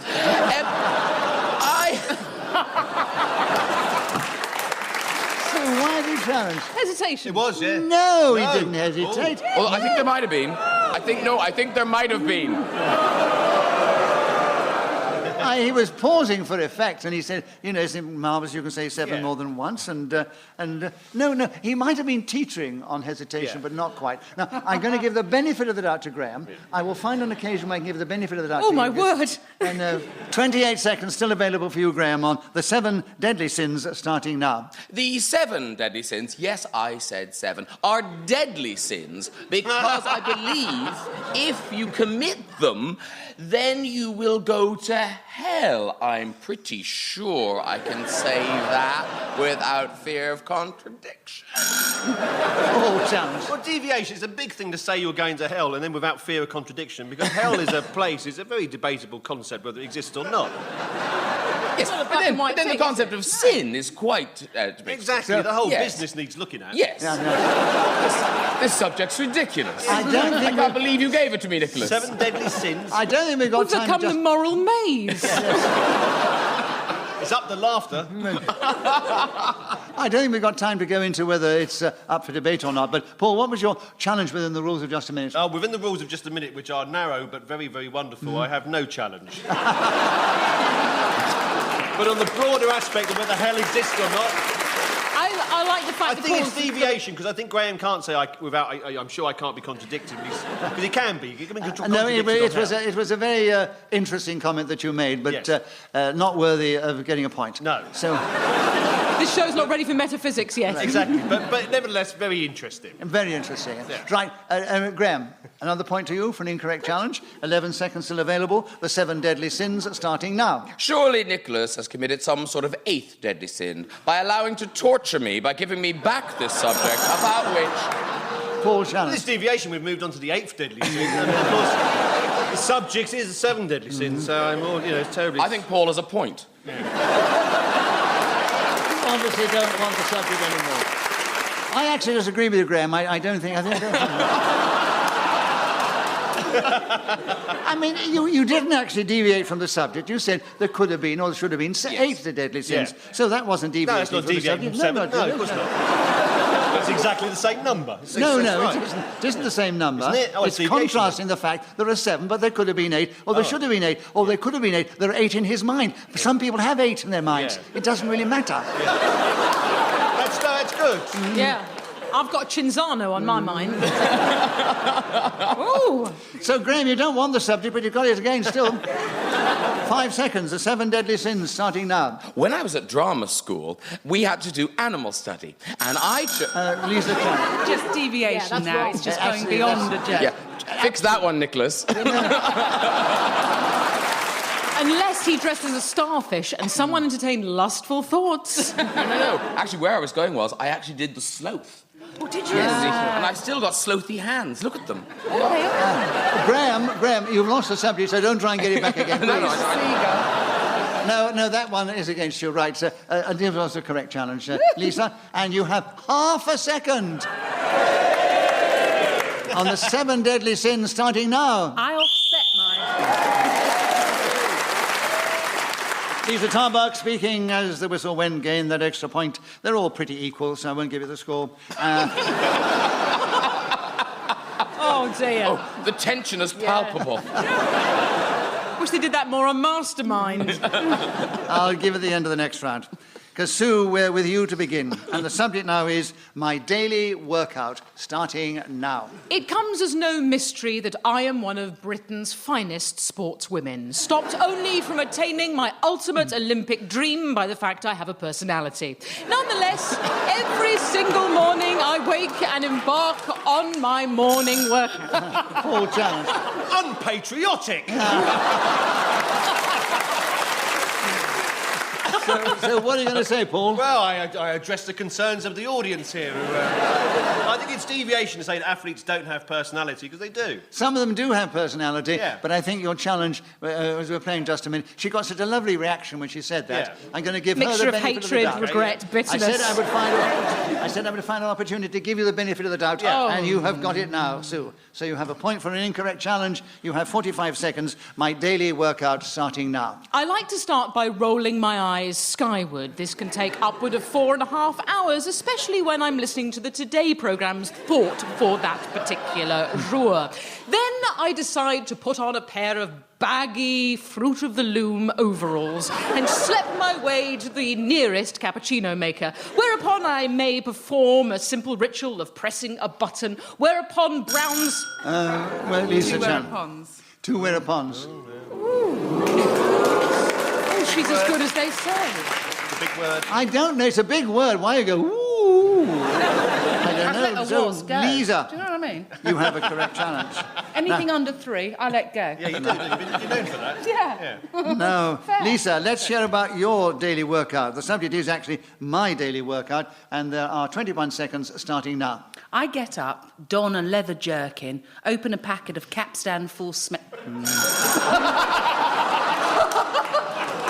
I can't say words. I was going to say full strength. Obviously, I nearly said smelt. I think you're smelting at that time in the morning. God, you know me and iron. I've seen the cauldron, baby. Keeping it real. So, Sue, your challenge? Well, just the fact that Capstan full smelts haven't been invented yet. The new cheesy way to enjoy nicotine. Deviation from English as we understand it. Right, my daily workout's back with you, Sue, and there are 15 seconds available starting now. I might lift a letter, parcel perhaps, depending on what's been delivered, and slump luxuriously into the sofa, whereupon one of my digits will find... What happened to my Dickensian vocabulary? Whereupon the young lady decided to visit. Well, I've gone 19th century on my own ass. I think it has that effect on you, this game. Yeah. It does bring out sort of archaic words on occasions, or period words like whereupon. But anyway, Graham. It brought it out 3 brought it out. times now. Yes. And Graham, you've got 5 seconds to tell us something about my daily workout starting now. My daily workout is extremely grueling. I have And we'll never know, but he was speaking as the whistle went, so Graham Norton got another point. He's now equal with Sue Perkins in the lead, and there are 3 points ahead of Paul Merton and Lisa Tarbuck in second place. Lisa, your turn to begin. Valentine's Day, that's the subject, 60 seconds starting now. Valentine's Day is based on an old Roman festival where they used to worship the she-wolf that suckled Romulus and Remus, and half of Rome would turn up outside her ex-cave, slaughter 2 goats and a dog, pull its insides out and run round the walls of Rome and punch women for fertility.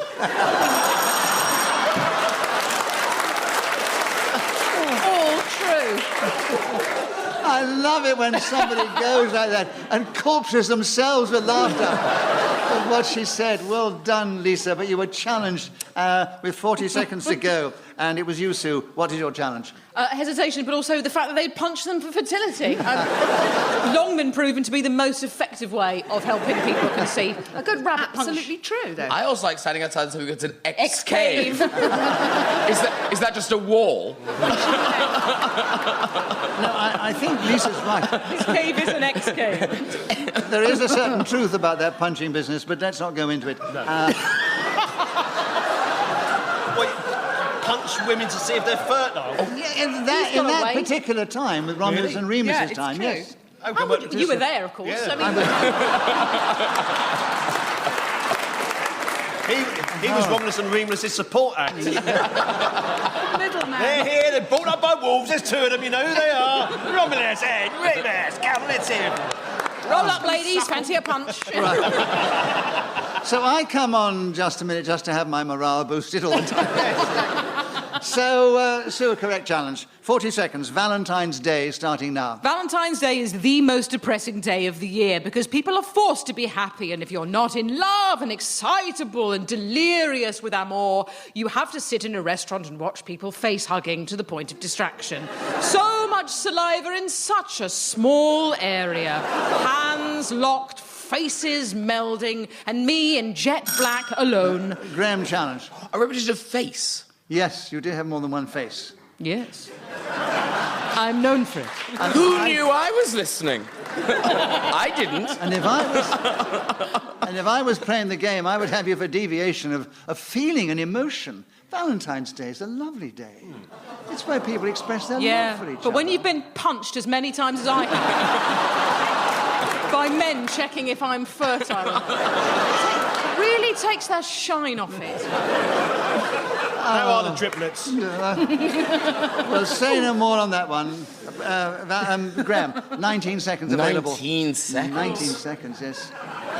Valentine's Day starting now. When I worked in restaurants, nobody wanted to be on the shift on Valentine's Day because it seems that lovers are also very cheap. They would order we never saw so many half bottles of wine. Paul challenge. Repetition of half. Yeah, Yes, you said they ordered half. I started to talk. Normal Graham talking. In an engaging way. Yes. Paul, a correct challenge. So 3 seconds available. Valentine's Day starting now. If you punch her, she gets up, she must be fertile. That's what... So Paul Merton was speaking as the whistle went, and he's moved forward. He's in a strong second place. Sue Perkins is still in the lead, just 2 points ahead, and Lisa's trailing them just a little. And Graham, your turn to begin. The subject is being house proud. 60 seconds as usual, starting now. Give me a cushion, I will scatter it. Hand me a rug, I will throw it. Paul, Sue challenge. Repetition of I will. Oh, yes. Picky. Yes. Repetition no, of picky. Graham, that was hardly picky. You really emphasised it. I will. All right, don't go on about it. So, Sue, a correct challenge, 55 seconds available. Being house proud, starting now. My house looks like a cross between a dungeon and Skip. Rarely can I find a work surface which doesn't have piles of paper, things I've received from relatives long ago, gathering dust. I'm not organised. I don't understand ironing. Help me, Anthea Turner. Only... Paul challenge. Well, there's an iron which heats up. The pressure of the hot metal on the fabric sort of puts an iron crease into it. Yeah. That's how it works. OK. But she asked for Anthea Turner's help, not yours. Yeah, she's not... Yeah, but to be fair, Paul is easier on the eye. Can I help if I'm depping for her? I think we could tell the difference. Yes. Right. So an incorrect challenge, I'm afraid. Absolutely, yeah. So, Sue, another point to you. 37 seconds. Being house proud, starting now. Somebody once told me the best way to be house proud and to make a room look nice was to have an accent wall. I've no idea what this is, so I bought some brown paint and spattered it. Looked a little like Jackson Pollock. Nonetheless, it added a certain je ne sais quoi to my home environment, and people were delighted as they entered the room. Graham challenge. Repetition of people. Yes, there were people before. Whereupon I must agree. So So, Graham, you've got in with 21 seconds. Again, your subject, which you started with, being house-proud, starting now. Nothing makes me happier, well, very little does, than comparing paint colours, swatches of fabric, perhaps a necrue or a duck egg blue. Paul Challis. Sorry, has the word fabric got a hyphen in the middle of it? Do you know what I mean? When you're house proud, yes, it does. It does. It was like the mating cry of a grebe. He was dragging it out a bit. Yeah. Yes, but I don't think it was enough to interpret it as... You still understood the word fabric. You understood? Eventually, yes. If you'd forgotten the... By the time I got to the brick, then I would have stretched it out too far. It was nice to get it in instalments. Yeah. By the yard. And also, I have to give benefits of the doubt on occasions. On this occasion, Graham, you've got a benefit of the doubt. Thank you. You have that one, and you have 10 seconds still, being house-proud, starting now. Lisa Challis. I just got in with a hesitation as he took a breath in. Shoot me for breathing. Yeah. I could see Brian Sewell gathering his chest for more, and I was having none of it. Yeah, I saw that as well. No, I'm sorry, Lisa. He did take in a breath, but not long enough to be a pause. Not in just a minute, no. Oh, see, don't turn them, because when they get nasty... No.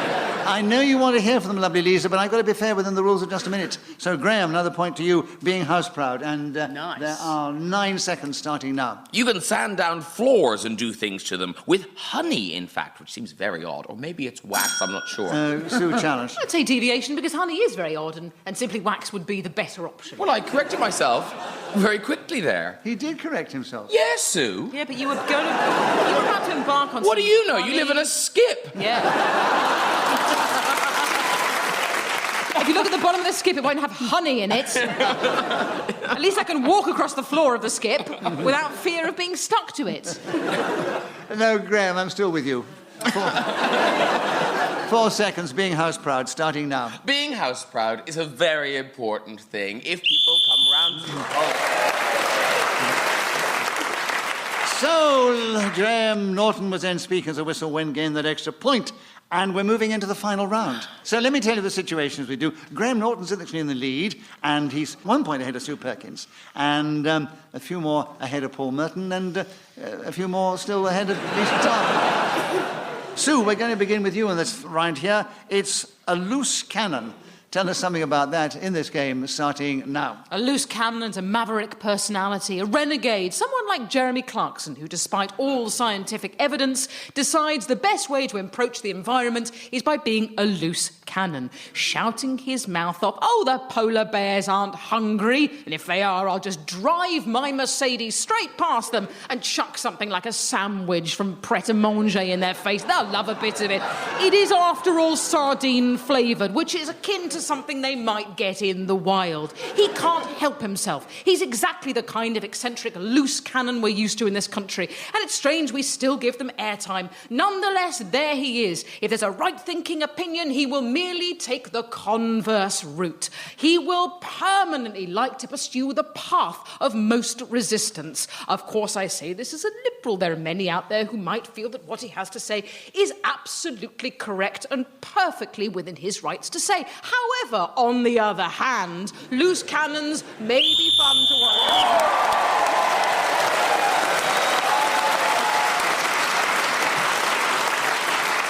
Well, it doesn't often happen in just a minute, especially when you have 3 clever, bright opponents against you. But Sue started with the subject, and she carried on magnificently with it, and finished in fine form, as that resounding round of applause indicated your triumph. And you get a point for speaking as the whistle went, and a bonus point for not being interrupted. Well done. And you won't be surprised to discover that she's in the lead, but let me tell you that Lisa Tarbuck, who is lovely to have on the show, but she did finish in the 4th place. A brilliant, a wonderful 4th place. She taught us something about fertility along the way, though, it's fair to say. Yes, that we'll remember forever.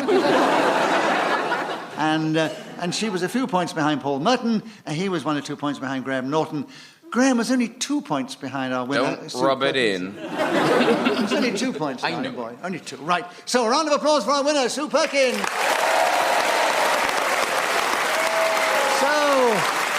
That's all we have time for, alas.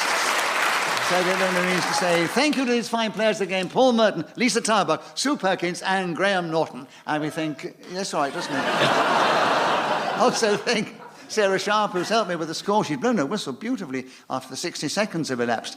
We thank our producer, Claire Jones. We're indebted to Ian Messiter, who created this amazing game. And we are indebted to this lovely, warm audience here in the Radio Theatre who've cheered us on our way magnificently. From our lovely audience, from me, Nicholas Parsons, and from the 4 panellists here, goodbye. And tune in the next time we play Just a Minute!